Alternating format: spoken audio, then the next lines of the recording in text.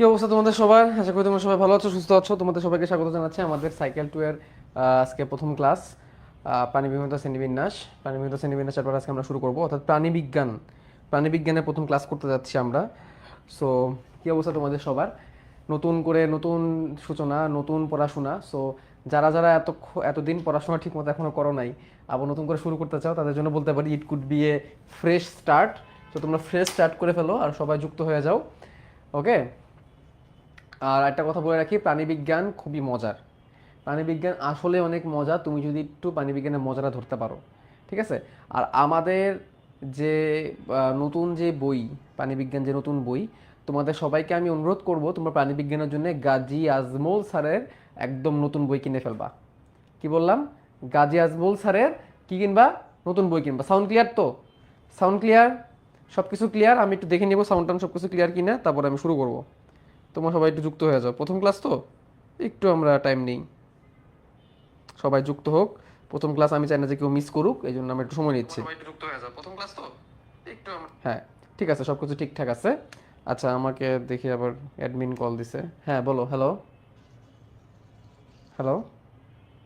Hello ভাই, আসসালামু আলাইকুম। কেমন আসলাম? ভাই, ওই যে সাইকেল টুতে যে ক্লাস শুরু করার নাই 6:30 ক্লাসে তো বলছিলেন হ্যাঁ, যে। ক্লাস তো শুরু করলাম, ক্লাসেই আমি। ও আচ্ছা, ঠিক আছে। আমি আসতেছিল না আমাদের স্যার আচ্ছা, এই না এখন জন্য। আসে, লোড দিয়ে দেখো স্টুডেন্ট জয়েনও আচ্ছা করছে। আচ্ছা, ঠিক আছে, দেখতেছি। আচ্ছা, ঠিক আছে। হচ্ছে তো, আমি ক্লাস শুরু করতেছি কিনা এটা দেখার জন্য আর কি। ওকে, ইটস ওকে। তো যেটা বলতেছিলাম, শোনো, সবার কাছে যেটা প্রথম কথা, সবাই গাজী আজমল স্যারের আপডেট বই কিনে ফেলবা। প্রাণীবিজ্ঞান আমরা কোন বই থেকে পড়বো? গাজী আজমল স্যারের বই থেকে পড়বো। আর অন্যান্য রাইটারের যেসব জিনিস লাগবে এগুলো তোমাদেরকে দিয়ে দেওয়া হবে, টেনশনের কিছু নাই। হ্যাঁ, ওগুলো তোমার প্রোভাইড হয়ে যাবে, তোমাদেরকে দেওয়া হবে। সো ওগুলো নিয়ে তোমার টেনশন করবে না। অন্য রাইটারের যে বইগুলো, সো অন্য রাইটারের কোনো বই কিনা তোমাদের দরকার নাই, তোমরা গাজী আজমল স্যারের বই পড়বা। হ্যাঁ, সবাই নতুন বই কিনবা, নতুন বই, কোনো বিকল্প নাই।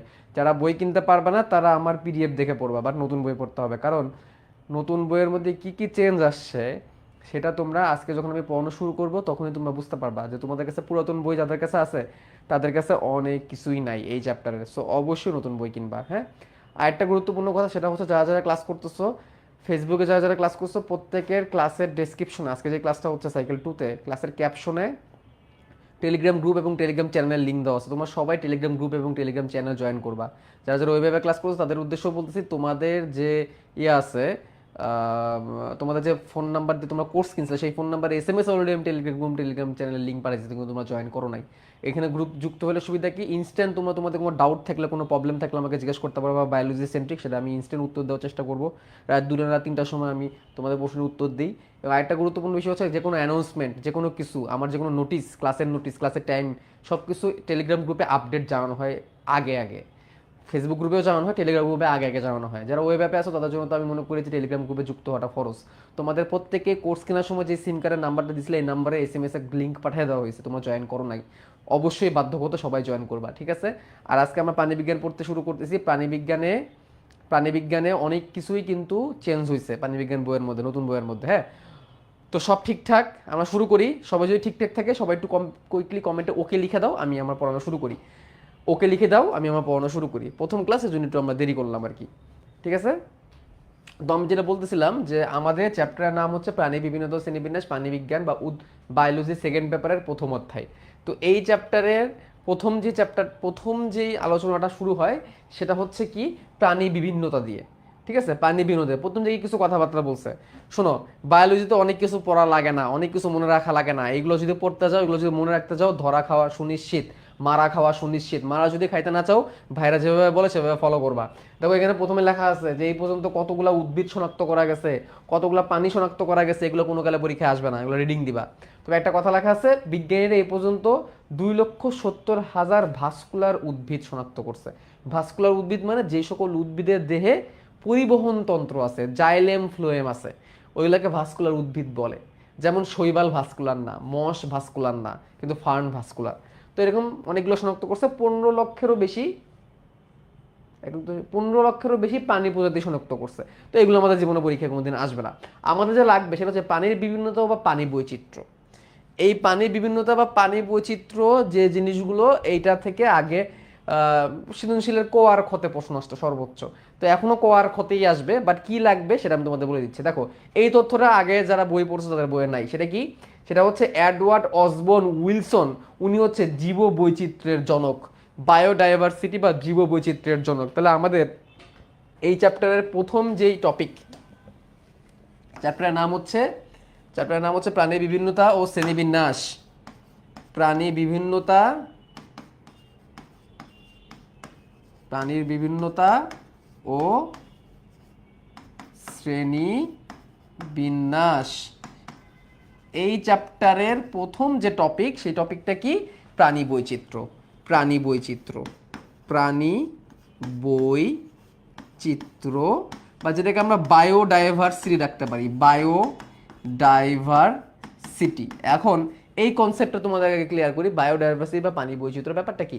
দেখো তুমি যদি আশেপাশে তাকাও, কত রকমের প্রাণী আমাদের চোখে পড়ে না পুরো পৃথিবীতে? অসংখ্য রকমের প্রাণী। তুমি ভাবতে পারো এত প্রাণী কই আছে? আচ্ছা, তুমি আশেপাশে তাকালে কি কি প্রাণী দেখো। আজকের এই চ্যাপ্টারে আলোচনা গেলে কিন্তু বেশিরভাগই কনসেপ্ট সেন্ট্রিক, ঠিক আছে? কনসেপ্ট এখন যা পড়াইতেছিল কনসেপ্ট। হ্যাঁ, একটু তাহলে বলে দিই কনসেপ্ট। তাহলে এই চ্যাপ্টারে কনসেপ্ট ওয়ান বায়োডাইভার্সিটি কনসেপ্ট। হ্যাঁ, কনসেপ্ট ওয়ান। এখান থেকে পরীক্ষা সাধারণত সৃজনশীল প্রশ্ন আসে না, বা জানতে হবে। তুমি তোমার জানলা দিয়ে বাইরে তাকাইলে পাখি দেখতে পারবা, আশেপাশে অনেক মশা বাড়ছে, এখন মশা দেখতে পারবা, পিঁপড়া হেঁটে যাচ্ছে দেখতে পারবা, বিড়াল মাঝে মাঝে ঢুকে দেখতে পারবা, গ্রামগঞ্জে থাকলে গরু ছাগল দেখতে পারবা, বিড়াল দেখতে পারবা মাঝে মাঝে আসে ঘরের মধ্যে। আমরা কি বাঙালি, আমরা কি ভাতে বাঙালি বলো? আমরা ভাতের সাথে কি খাইতে পছন্দ করি? আমরা ভাতের সাথে মাছ খাইতে পছন্দ করি, আমরা মাছে ভাতে বাঙালি। তাহলে আমরা মাছ দিয়ে খাই। এখন এখানে প্রশ্ন হচ্ছে, কত রকমের মাছ তুমি জানো? অসংখ্য রকমের মাছ আছে না? শিং মাছ, মাগুর মাছ, ইলিশ মাছ, রুই মাছ, কাতলা মাছ, অমুক মাছ, তমুক মাছ। এই মাছের মধ্যেও আবার অসংখ্য প্রজাতি আছে। তারপর আমরা একটু আশেপাশে গেলে অনেক সময় ব্যাঙ দেখি, ঘরের মধ্যে ব্যাঙ চলে আসে। আচ্ছা, ব্যাঙ থাকলে একটা জিনিসের সাথে খুব ভালো সম্পর্ক আছে, সেটা কি? অনেকে বলে ঘরের মধ্যে ব্যাঙ থাকলে আরেকটা জিনিস আসে ঘরের মধ্যে, সেটা কি? সাপ।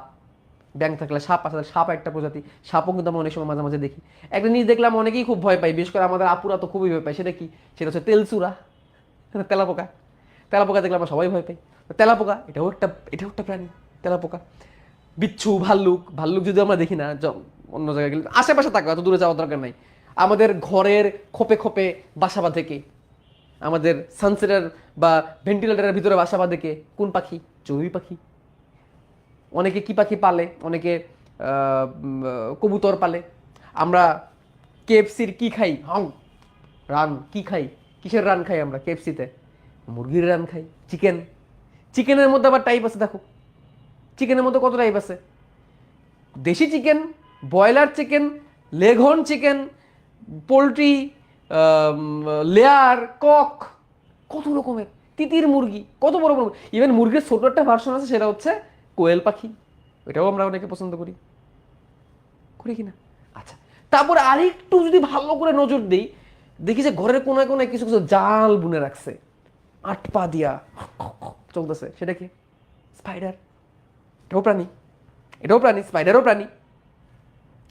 8 পা থেকে মনে আসলো, সমুদ্রে একটা প্রাণী আছে, তারও অনেকগুলা পা, 8 পা এরকম করে। অক্টোপাস, যদিও আমরা সবাই এটা দেখি না, ঠিক আছে? অক্টোপাস আমার কাছে আছে, ঠিক আছে? আমার কাছে অক্টোপাস আছে, আমি তোমার অক্টোপাস দেখাবো না এক সময়। হ্যাঁ, তো অক্টোপাস নিজেও একটা প্রাণী, আমি আমার অক্টোপাসটা খুঁজে পাচ্ছি না। তারপরে কি? এরকম অসংখ্য জিনিস আমরা দেখি না? পানি দিয়ে আমাদের চারিদিকে ভরা। এই যে বিভিন্ন রকমের পানি, এক একটার আবার এক এক রকমের বৈশিষ্ট্য। কেউ পানিতে বাস করে, কেউ ডাঙায় বাস করে, কেউ আবার আকাশে ওড়ে, কেউ মাটির ভিতর গর্ত করে থাকে, কেউ আবার এক একটা এক এক রকম। কিছু কিছু প্রাণী শুধুমাত্র কোষ দিয়ে তৈরি, দেখে মনে হয় না ওটা প্রাণী। যেমন আমি যদি তোমাদেরকে দেখাই এবং বলি যে এটা একটা প্রাণী, কেউ বিশ্বাস করবা? দেখে মনে হচ্ছে না গাছ, কেউ বিশ্বাস করবে এটা প্রাণী? এটা প্রাণী। এর নাম কি? এর নাম হচ্ছে স্পঞ্জ, পরিফেরা পর্বের প্রাণী স্পঞ্জ। তাহলে এক একটা প্রাণী এক এক রকম। এইটার ফলে যে বৈচিত্র্য তৈরি হয়, ওটাই হচ্ছে পানি বৈচিত্র্য, এবং এগুলো বায়োডাইভার্সিটির মধ্যে আলোচনা করে। তাহলে পানির বৈচিত্র্য, পানি বিভিন্নতা কি? যে পৃথিবীর সমস্ত জলচর, স্থলচর এবং উড়ন্ত প্রজাতির, খেচর বলে এদেরকে, খেচর প্রাণী যারা উড়ে, যে জিনগত, যে প্রজাতিগত, যে বাস্তুতান্ত্রিক ভিন্নতা দেখা যায়, সেটাই হচ্ছে প্রাণীর বিভিন্নতা। এটাই কি প্রাণীর বিভিন্নতা, ঠিক আছে? তাহলে প্রাণীর বিভিন্নতা দিয়ে যদি আমি আলোচনা করতে যাই, তাহলে কয়টা জিনিস আমাদের সামনে আসবে? কি কি জিনিস আমাদের সামনে আসবে? আমাদের সামনে আসবে জলচর, আমাদের সামনে আসবে স্থলচর, আমাদের সামনে আসবে খেচর। খেচর মানে কি? যারা আকাশে ওড়ে, পাখি। খেচরের মধ্যে, এর মধ্যে, এদের মধ্যেই জিনগত বৈচিত্র্য দেখা যায়, জিনগত পার্থক্য দেখা যায়, এদের মধ্যে প্রজাতিগত পার্থক্য দেখা যায়, এদের মধ্যে বাস্তুতান্ত্রিক পার্থক্য দেখা যায়। বাস্তুতান্ত্রিক যে ভিন্নতা, যে ভিন্নতা, তাকে বলে প্রাণী বৈচিত্র্য। নিজের ভাষায় লিখবা যদি পরীক্ষা আসে, আসে না নর্মালি। এই হচ্ছে প্রাণী বৈচিত্র্যের সংজ্ঞা। এখন একটা একটা করে দেখি। প্রথমে বলছে জলচর, প্রথমে জলচরের কথা বলছে। পানির মধ্যে আমরা জিনগত বৈচিত্র্য দেখব, প্রজাতিগত বৈচিত্র্য দেখব, বাস্তুতান্ত্রিক বৈচিত্র্য দেখব। আচ্ছা, পানির মধ্যে যেই প্রাণীগুলো আছে, সে পানিকে আকাশে উঠতে পারবে? বলো। তাহলে জলচর আর খেচরের মধ্যে অনেক ডিফারেন্স আছে। খেচর মানে যেগুলো আকাশে ওড়ে, জলচর মানে যেগুলো পানিতে থাকে। তাহলে পানিতে যেসব থাকে তারা ডাঙায় থাকবে না। এটাই তো বাস্তুতান্ত্রিক বৈচিত্র্য। বাস্তুতান্ত্রিক, বাস্তুতন্ত্র কাকে বলে বলো? বাস্তুতন্ত্র কাকে বলে? পৃথিবীর বিভিন্ন পরিবেশে বিভিন্ন রকমের যে প্রাণী, বাস্তুতন্ত্র, এটা কিন্তু বাস্তুতন্ত্র বলে। এক একটা পরিবেশে এক এক রকমের জীব থাকবে, পরিবেশের যে তন্ত্র, বাস্তুতন্ত্র। তাহলে পানিতে যে সকল জীব থাকবে, ডাঙায় তো সেই সকল জীব থাকবে না, বা আকাশে তো সেই সকল জীব উড়বে না। উড়বে কি? কেন পারবে না? দেখো, পানিতে ভাষার সাঁতার কাটার জন্য তার পাখনা লাগবে, রাইট? যেগুলো মাছের আছে, ওই পাখনা দিয়ে কি সে আকাশে উঠতে পারবে? পারবে না। আবার যেই পাখনা দিয়ে সে আকাশে উড়ে, সেই পাখনা দিয়ে কি পানিতে সাঁতার কাটতে পারবে? পানিতে পারবে না। আবার কিছু কিছু আছে দুই জায়গায় থাকতে পারে, যেমন ব্যাঙ পানিতেও থাকতে পারে, ডাঙাও থাকতে পারে। তার দৈহিক গঠনই ওইরকম যাতে সে দুই জায়গায় থাকতে পারবে। আবার কিছু কিছু আছে ডাঙাও থাকতে পারে, পানিতেও থাকতে পারে। কিছু কিছু আছে কবুতর, হাঁস অনেকটা উড়ানোর চেষ্টা করে পাখির মতো তার দেহ, আবার পানিতে সে ভাসতেও পারে। তো এই জিনিসগুলো হয়েছে কিসের মাধ্যমে? এই জিনিসগুলো হয়েছে তার দেহের আকৃতি পরিবর্তনের মাধ্যমে। তার দেহের আকৃতি কি অনুযায়ী পরিবর্তন হয়েছে? বাস্তুতন্ত্র, সে কোন জায়গায় থাকবে তার উপর তার দেহের আকৃতি পরিবর্তন হয়েছে। মাছের আকৃতি নির্ভর করছে সে পানিতে থাকবে এই জন্য, তাহলে বাস্তুতন্ত্র মাছের আকৃতিকে নির্ভর করাইছে। পাখির আকৃতি ডানাযুক্ত হয়েছে কেন? তার বাস্তুতন্ত্রের কারণে, কারণ সে পানি, সে আকাশে উড়বে, এই জন্য তার দেহের স্ট্রাকচারটা ওইরকম, তার ডানা আছে, তার পাখলা আছে। ওকে, তাহলে জলচর পরিবেশের একরকম, খেচর উদ্ভিদগুলো আরেক, খেচর প্রাণীগুলো আরেক রকম, স্থলচরগুলো আবার আরেক রকম। এখন স্থলচর থেকে আমরা একটু জিনগত বৈচিত্র্য একটু বোঝার চেষ্টা করি। দেখো, তুমিও মানুষ, আমিও মানুষ। তুমি ক্লাস করতেছো, তোমার বাসায় তোমার বাবা আছে, মা আছে, ভাই আছে, বোন আছে, অথবা তোমার ক্লাসের রুমমেট আছে, তারাও মানুষ। সবাইকে একটু বলো তো, আঙ্গুল নিয়ে একটু ফিঙ্গারপ্রিন্ট দিতে, বা ফিঙ্গারপ্রিন্ট সেন্সর তো সবার মোবাইলে আছে, আছে কিনা বলো তো? আছে তো মোটামুটি, এখন সবার মোবাইলে ফিঙ্গারপ্রিন্ট সেন্সর থাকে। আর তোমার ফিঙ্গারপ্রিন্ট দিয়ে আরেকজনের মোবাইল খুলবে? খুলবে না। তোমার ফেস আইডি দিয়ে আরেকজনের মোবাইল খুলবে? খুলবে না। সেম, তুমিও মানুষ, ও মানুষ, তোমার ভাইও মানুষ, তোমার বোনও মানুষ। তোমার চেহারা তোমার ভাইয়ের মতো না কেন? মিল নাই কেন বলো? এই হচ্ছে জিনগত বৈচিত্র্য। অর্থাৎ প্রজাতি সেম, তুমিও মানুষ, ও মানুষ, দুজনই হোমোসেপিয়েন্স, কিন্তু দুজনের জিন সেম না, এজন্য বৈশিষ্ট্য সেম না। এখন বলতে পারো আইডেন্টিক্যাল টুইনের কথা, যমজ ভাই, যতই যমজ হোক না কেন, তারপর তাদের মধ্যে একটু মিনিমাম ডিফারেন্স থাকে, মিনিমাম পার্থক্য থাকে। ইভেন তাদের স্বভাব চরিত্রের মধ্যে পার্থক্য হয়ে যায়, হয় না? কিসের কারণে? জিনের কারণে। জিনের পার্থক্যটা আরো বেশি বোঝা যায় কখন জানো? যখন তুমি একটা উগান্ডার মানুষের সাথে একটা আমেরিকার মানুষের পাশাপাশি দাঁড় করায় দাও। এটা আমেরিকার শ্বেতাঙ্গ মানুষ, এটা কৃষ্ণাঙ্গ মানুষ, পাশাপাশি দাঁড়াও। আমার দেহের যে স্ট্রাকচার, আমার যে চেহারা, চাইনিজের সাথে মিলবে? কোরিয়ানদের সাথে মিলবে? অনেক কোরিয়ান তো আছে পার্থক্যই করা যায় না কোনটা ছেলে কোনটা মেয়ে। তোমার দেখো না কে ড্রামা, হ্যাঁ আপুরা তো দেখো কে ড্রামা, ঠিক আছে? আমার বাসায় দু একজন পাবলিক আছে, তারাও কে ড্রামা দেখে, ঠিক আছে? তো যে কে ড্রামা, ওইখানে কোরিয়ান দেখি, ওদের স্যারের সাথে আমাদের স্যারের কোনো মিল আছে? ও তো হোমোসেপিয়েন্স, আমিও তো হোমোসেপিয়েন্স, দুইজনই তো হোমোসেপিয়েন্স, বাট কোনো মিল নেই। কেন মিল নেই? কারণ দুজনের জিন সেম না। তো এটাই হচ্ছে কি জেনেটিক ডাইভার্সিটি, জিনগত বৈচিত্র্য। ডাইভার্সিটি মানে হচ্ছে বৈচিত্র্য, জিনগত বৈচিত্র্য। আগে যেটা বললাম, এক এক জায়গায় এক একটা প্রাণী, এক একটা প্রজাতি, এটা হচ্ছে প্রজাতিগত বৈচিত্র্য। এক একটা প্রাণী এক এক রকম প্রজাতিগত বৈচিত্র্য। যেমন এক সামান্য পাখির মধ্যে কত রকমের প্রজাতি আছে। একটা পারফেক্ট এক্সাম্পল দিই, তোমরা বাচ্চাকালে পড়ছো, বাঘের বৈজ্ঞানিক নাম কি? বাঘের বৈজ্ঞানিক নাম কি? প্যান্থেরা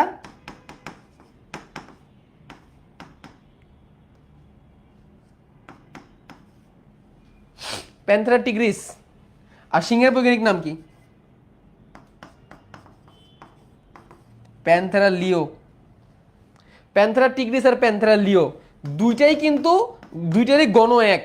প্যান্থেরা দুইটারই গণ এক প্যান্থেরা, কিন্তু প্রজাতি কিন্তু কি ভিন্ন, এবং তাদের চেহারার মধ্যে কিন্তু অনেক ভিন্নতা এসে পড়ছে। এখন এই টিগ্রিসের মধ্যে গেলে তো তুমি আবার অনেক রকমের পাবা। কোনটা পাবা? বেঙ্গল টাইগার, বা যেটাকে রয়্যাল বেঙ্গল টাইগার বলে। কোনটাকে পাবা? Indian tiger.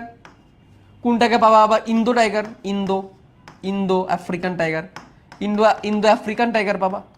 মানে টাইগারদের মধ্যে অনেকগুলো পার্থক্য আছে। তো টাইগারদের মধ্যে যে পার্থক্যগুলা, এইগুলা কি গত বলো তো? প্যান্থেরা টিগ্রিস, রয়্যাল বেঙ্গল টাইগারও প্যান্থেরা টিগ্রিস, ইন্ডিয়ান টাইগারও প্যান্থেরা টিগ্রিস, ইন্দো আফ্রিকান টাইগারও প্যান্থেরা টিগ্রিস। বাট তাদের মধ্যে যে ডিফারেন্সটা, এটা হচ্ছে জিনগত। ওটা কি জিনগত, জেনেটিক কারণে তারা চেঞ্জ হয়ে গেছে। এবং এক একটা এক এক রকম হয়েছে কিসের কারণে? আবার অনেকটা কার কারণে? অনেকটা কিন্তু বাস্তুতান্ত্রিক কারণে। এক এক জায়গাটা এক এক রকম। এখানে জিনগত দেয়, বাস্তুতন্ত্রও দায়ী। বাংলাদেশের একটা বেঙ্গল টাইগার তো আর আফ্রিকান টাইগারের সাথে মিলবে না, তাহলে না বাস্তুতন্ত্র অনেকটা দায়ী। ঠিক কিনা বলো? পরিবেশ দায়ী না? আচ্ছা, কিন্তু এইখানে যে বৈচিত্র্য, এটা কি বৈচিত্র্য? এইখানে যে বৈচিত্র্য, এটা কি জাতীয় বৈচিত্র্য? প্রজাতিগত বৈচিত্র্য। তো দুই রকমের প্রজাতি, রাইট? তাহলে এটা প্রজাতিগত বৈচিত্র্য, এটা জিনগত বৈচিত্র্য, এটার মধ্যে আবার বাস্তুতান্ত্রিক বৈচিত্র্য আছে। তাহলে পানি বৈচিত্র্যকে এই তিনটা ভাগেই ভাগ করা যায়, এবং এই তিনটা ভাগে যে ভাগ করা যায়, এই কথাটা সবার আগে প্রত্যাবর্তন করছেন বিজ্ঞানী এডওয়ার্ড অসবর্ন। বিজ্ঞানী এডওয়ার্ড অসবর্ন, ঠিক আছে? উনি হচ্ছে পানি বৈচিত্র্যের জনক। এডওয়ার্ড অসবর্ন, তিনি হচ্ছে জীব বৈচিত্র্যের জনক। তাহলে জীব বৈচিত্র্যের জনককে এডওয়ার্ড, এটা এমনি জেনে রাখো, এটা মেমোরাইজের মধ্যে ঢুকানো দরকার নেই। এডওয়ার্ড অসবর্ন, এগুলো সব কনসেপ্ট। Edward Osborne. এই পর্যন্ত ক্লিয়ার? এই পর্যন্ত বুঝছো কিনা বলো? এই পর্যন্ত বুঝলে আমরা সামনে আগাবো।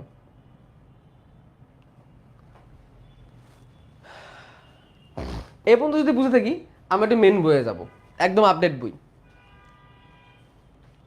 এই কোরিয়ান মানে গল্প বাদ।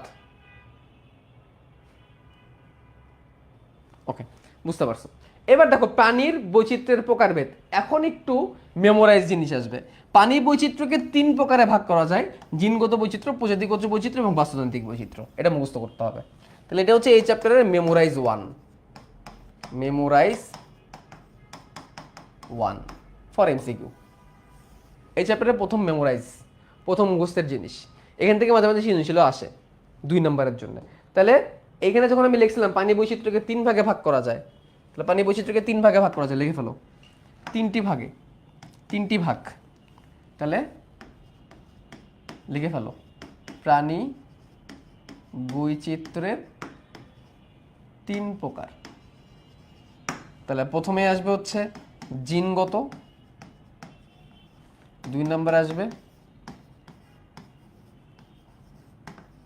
প্রজাতিগত, এবং 3 নম্বরে আসবে বাস্তুতান্ত্রিক।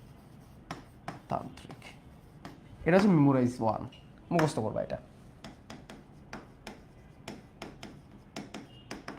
তোমাদের একটা প্লাস পয়েন্ট কি জানো? এই যে তোমাদেরকে যে মেমোরাইজ ও নলেজ আর কনসেপ্টগুলো যে আলাদা করে দিই, তোমরা নিজেরা অনেস্টলি বলো তো এরকম আর অন্য কোথাও পাইছো, অনলাইন হোক আর অফলাইন, যেখানে তোমরা জানো মেমোরাইজ পার্টগুলো মুখস্থ করতে হবে জ্ঞান সৃজনশীলের এমসিকিউর জন্য, বেশ করে এমসিকিউর জন্য। কনসেপ্ট পার্টগুলো জাস্ট একটু জানতে হবে, এগুলো কোনো পরীক্ষায় আসবে না, তোমার কনসেপ্ট ডেভেলপ করবে।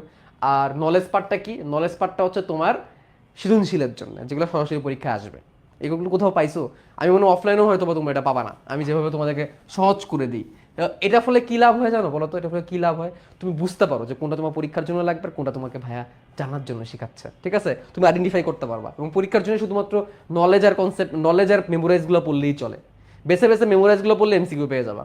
তো আসো, এটা জানলাম। এখন আমরা প্রথমে আলোচনা শুরু করব জিনগত বৈচিত্র্য নিয়ে। ঠিক আছে, জিনগত বৈচিত্র্য। কনসেপ্ট টু, কনসেপ্ট টু, জিনগত বৈচিত্র্য।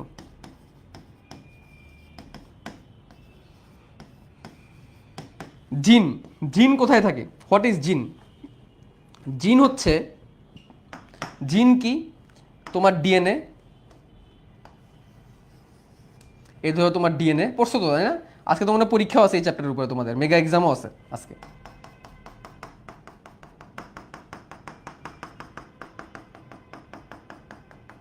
এই তোমার ডিএনএ, তো তোমার ডিএনএ এরকম অনেক ডিএনএ তোমার আছে। তোমার সাইলাস দেহের মধ্যে যত ডিএনএ আছে সেগুলোকে তুমি টেনে যদি লম্বা করো, সবগুলোকে টেনে যদি লম্বা করো, তাহলে পৃথিবী থেকে চাঁদ পর্যন্ত চলে যাবে, এবং চাঁদ থেকে পৃথিবী পর্যন্ত তুমি প্রায় 60,000 বার আপ ডাউন করতে পারবা, এত বড় ডিএনএ। আবার তুমি যদি সবগুলো ডিএনএকে একসাথে করে রাখো একটা জায়গায় কম্প্রেস করে, তাহলে একটা চামচের নিচে তলার মধ্যে পড়ে থাকবে। কি অসাধারণ জিনিস দেখছো, ডিএনএ কত বড়, আবার কত ক্ষুদ্র অণু, কত বড় হইতে পারে, কত ক্ষুদ্র দেখতে, এটা তোমরা বুঝাইলাম। তো এই ডিএনএ এর মধ্যে ধরো, ডিএনএ এর আমি কথার কথা বললাম, ডিএনএ এর এতটুকু জায়গা, এতটুকু জায়গা একটা বৈশিষ্ট্যকে নিয়ন্ত্রণ করতেছে। এতটুকু জায়গার মধ্যে যে অ্যাডেনিন, গুয়ানিন, থায়ামিন আর সাইটোসিন আছে, এগুলো কি? অ্যাডেনিন, গুয়ানিন, থায়ামিন আর সাইটোসিন কি? তোমরা যারা কোষীয় গঠন চ্যাপ্টার পড়ছো সাইকেল 1 তারা জানো, রাজীব ভাই তোমাদেরকে পড়াইছে। অ্যাডেনিন, গুয়ানিন, থায়ামিন আর সাইটোসিন হচ্ছে ডিএনএ এর ক্ষার। ডিএনএ এর ক্ষার, এই ক্ষার দিয়েই ডিএনএ তৈরি হয়। এই ক্ষারগুলাই কোন সিরিয়ালে থাকে তার উপর বৈশিষ্ট্য নিয়ন্ত্রণ হয়, যেটাকে আমরা জিন বলি। তার মানে সহজ বাংলায় বললে, আমাদের ডিএনএ এর মধ্যে অ্যাডেনিন, গুয়ানিন, থায়ামিন, সাইটোসিন কি সিরিয়ালে আছে, এই সিরিয়ালের উপরে ডিপেন্ড করে কোনটার জিন কেমন, রাইট? এই জিন কি করতেছে, ধরো এইটুক জায়গা, এইটুক জায়গা ধরো তোমার একটা বৈশিষ্ট্যকে নিয়ন্ত্রণ করতেছে। কি বৈশিষ্ট্য? তোমার উচ্চতা, তোমার উচ্চতা সেটা কি? লম্বা। তাহলে এইটুক জায়গাকে আমি কার জিন বলবো বলো? এইটুক জায়গায় যে ডিএনএ এর সিকোয়েন্সটা আছে, ধরো এইটুক জায়গায় যে যে ক্ষারগুলো আছে, এই ক্ষারের সিরিয়ালটাকে আমরা কার জিন বলবো? উচ্চতার জিন বলবো। এটা হচ্ছে জিনের বেসিক কনসেপ্ট। ঠিক আছে, এটা হচ্ছে কি? বেসিক কনসেপ্ট, ডিএনএ এর বেসিক কনসেপ্ট। ডিএনএ বা জিনের বেসিক কনসেপ্ট মানে জিন হচ্ছে সেটাই, জিন হচ্ছে ডিএনএ সেই অংশ যে অংশ কোনো বৈশিষ্ট্যকে ইন্ডিকেট করবে, কোনো ক্যারেক্টারিস্টিক্সকে বোঝাবে, কোনো বৈশিষ্ট্যকে আইডেন্টিফাই করবে যে এইখানে গেলে আমি এই বৈশিষ্ট্যটা পাবো। এখন এই জিন সবার বেলায় সেম থাকে না। কেন সেম থাকে না? কেন সেম থাকে না? দেখো, তোমাদেরকে আমি মিওসিস কোষ বিভাজন পড়াইছি, মনে আছে সাইকেল 1-এ? মিওসিস পড়াইছি না? পড়াইছি। আচ্ছা, মিওসিস বিভাজনের একটা ধাপ আছে, যে ধাপে কি হয়? ক্রসিং ওভার হয়। পড়াইছি। মিওসিসে একটা ঘটনা ঘটে যেখানে কি হয়? ক্রসিং ওভার হয়। এবং ক্রসিং ওভারে কি হয়? জিনের সংমিশ্রণ হয়। একটা জিনের মধ্যেই বা একটা কোষের মধ্যেই জিনের মধ্যে আদান প্রদান হয়, ডিএনএ এর মধ্যে আদান প্রদান হয়। সহজ ভাষা যারা আগে ক্লাস করো তাদের জন্য একটু আমি বলে দিই ক্রসিং ওভার ব্যাপারটা কি। ধরো এই একটা ক্রোমোজোম ছিল,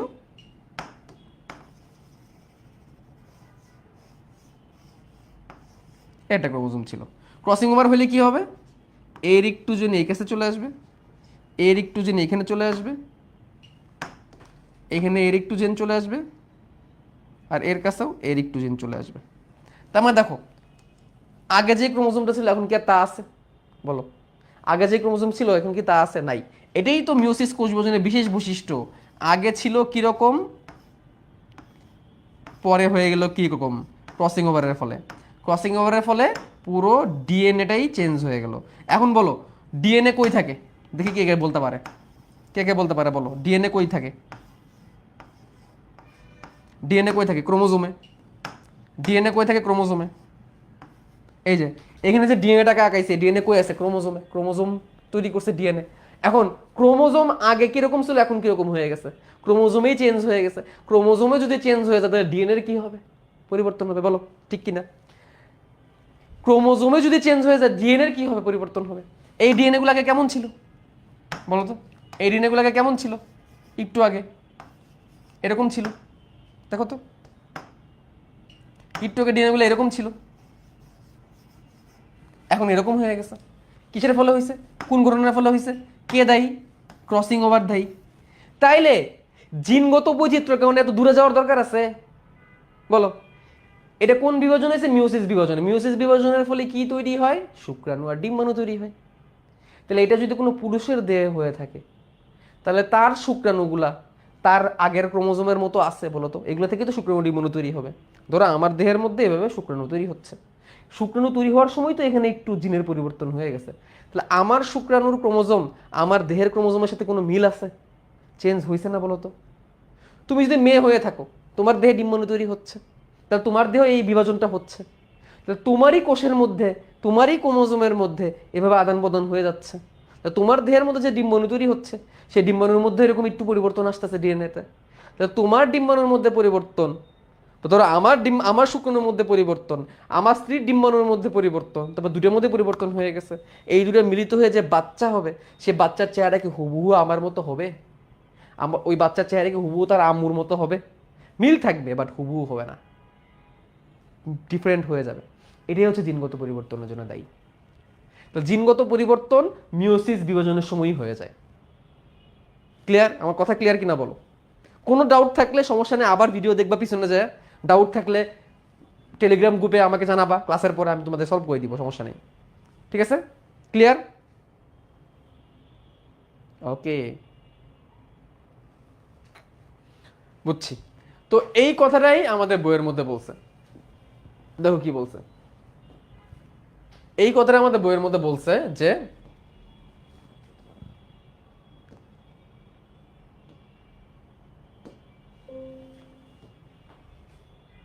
এই যে জিনগত পরিবর্তন, জিনগত বৈচিত্র্য শুধু একটি জনগোষ্ঠীর মধ্যে জিনগত বৈচিত্র্য নয়, বরং জনগোষ্ঠীর মধ্যে জিনগত বৈচিত্র্য পার্থক্য অন্তর্ভুক্ত হতে পারে নির্দিষ্ট জনগোষ্ঠীর মধ্যে। এসব পার্থক্য পাই ক্ষেত্রে স্থানীয় এবং অভিযোজনের সাথে যুক্ত। আচ্ছা এই লাইন দাগানো লাগবে না, এই লাইন দাগানো লাগবে না, আগের লাইনও দাগানো লাগবে না, যে এই লাইনটা দাগাও। জিনগত বৈচিত্র্য অক্ষুণ্ণ রাখতে যৌন প্রজনন কারণ একটি পিতার মাতার জিনগুলোকে একত্রিত করে অন্যান্য সন্তানের জন্ম দেয়। গ্যামেট সৃষ্টির সময় মিওসিস বিভাজনের এখানে কিছু লাইন কাটা গেছে স্ক্যান করার সময়। সমস্ত ক্রোমোজোমের মধ্যে মিউটেশন ও জিন প্রভাবের কারণে জিনগত বৈচিত্র্য ঘটে থাকে। এই যে আমি একটু যে কথাগুলো তোমাদেরকে বললাম, সমস্ত ক্রোমোজোম বলছো তো, সেম ক্রোমোজোম তোমাদেরকে কোষ বিভাজন চ্যাপ্টারে পড়াইছি। তাহলে সেম ক্রোমোজোমের মধ্যে ওই যে মিওসিস কোষ বিভাজনের সময় যে মিউটেশনটা হয়েছে বা পরিবর্তন হয়েছে, মিউটেশন মানে কি জেনেটিক পরিবর্তন, পড়াইছি না বলো তো? মিউটেশন মানে যে জেনেটিক পরিবর্তন, পড়াই নাই তোমাদেরকে, অনুজীব চ্যাপ্টারে পড়াই নাই? ঠিক আছে, এই যে পরিবর্তনটা হয়েছে এর ফলে জিনের পরিবর্তন হয়ে গেছে। তাহলে জিনের পরিবর্তন যাওয়ার জন্য অত দূরে যাওয়ার আমার দরকার নেই। ঠিক আছে, এইভাবে জিনের পরিবর্তন হয়, বাট এটা এমনি দাগায় রাখো, এটা এত ইম্পর্টেন্ট কোনো লাইন না, জেনে রাখো এটা concept. Again I must say, এটা কিন্তু কনসেপ্ট, এটা কিন্তু পরীক্ষা আসবে না, এগুলো কনসেপ্ট। ঠিক আছে, আচ্ছা এখন আসো জিনগত বৈচিত্র্যের গুরুত্ব। এখানে তোমাদের বইয়ের মধ্যে একটা চিত্র দিছে, দেখো এই যে এখানে স্ক্যান করার সময় মাঝখানে একটু কেটে গেছে, যে স্ক্যান করছে দেখো, এক সময় জেব্রা ছিল পুরা কালো ডোরা কাটা সারা দেহ, তো সারা দেহে কালো কালো ডোরা কাটা। তারপরে কি হইলো, ওই মিউটেশনের ফলে, জিনের পরিবর্তনের ফলে কিছু কিছু কিছু কিছু জেব্রার গায়ে ডোরা কাটা দাগের পরিবর্তন আসলো, স্ট্রেট হয়ে গেল, হালকা হয়ে গেল। এরপরে কিছু কিছু জেব্রা আসলো যার পায়ের মধ্যে ডোরা কাটা দাগের অভাব পড়লো, এবং একটা সময় আসলো যে দোরাকাটা দাগগুলো আস্তে আস্তে চিকন হয়ে গেল এবং পায়ের মধ্যে দোরাকাটা দাগ নাই হয়ে গেল। এবং সে তো জিব্রাই আছে না, সে তো জিব্রাই আছে, বাট তার মধ্যে পরিবর্তন হয়ে গেল। এই জেব্রার সাথে কোনো মিল আছে? মিল নাই।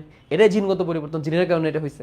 এখন একটা জিনিস চিন্তা করো, এরকম হইতে হইতে হইতে হইতে হইতে মিউটেশন হইতে হইতে যদি খাটাস করে এমন একটা কিছু হয়ে গেল জেব্রাই থাকলো না,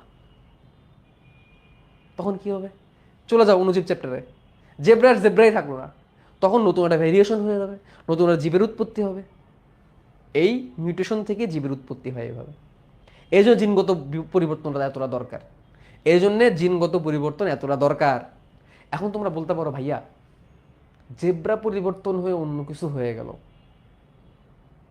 এইদিকে আদৌ হয়? হ্যাঁ হয়, এরকম আদৌ হয়, কাছাকাছি হয়, বাট এতটাও হয় না যে বানর থেকে মানুষ হয়ে যাবে, এতটাও হয় না, ওটা আবার একটু বেশি ফেক। কাছাকাছি হয়, এভাবে অনেক প্রজাতির উদ্ভব হয়েছে। কিন্তু তোমরা বলতে পারবে এটা কি ভালো হইলো না খারাপ হইলো? ভালো হইলো না খারাপ হইলো? আমি সায়েন্টিস্টরা বলে ভালো হইলো। কেন ভালো হইলো? দেখো, তোমার ভাবতে পারো একটা জিনিস পরিবর্তন হয়ে গেল, ভাই পরিবর্তন হয়েছে, এটা তো আর গায়েব হয়ে যায় নাই, এরা তো আছে, এটার পাশাপাশি কিছু নতুন তৈরি হয়েছে, তাহলে বৈচিত্র্য তৈরি হইলো। দেখো কত রকমের বৈচিত্র্য হয়ে গেল। বৈচিত্র্য হলে লাভটা কোন জায়গায়? বৈচিত্র্য হলে লাভটা হচ্ছে পরিবেশের সাথে টিকে থাকার ক্ষমতা বাড়ে।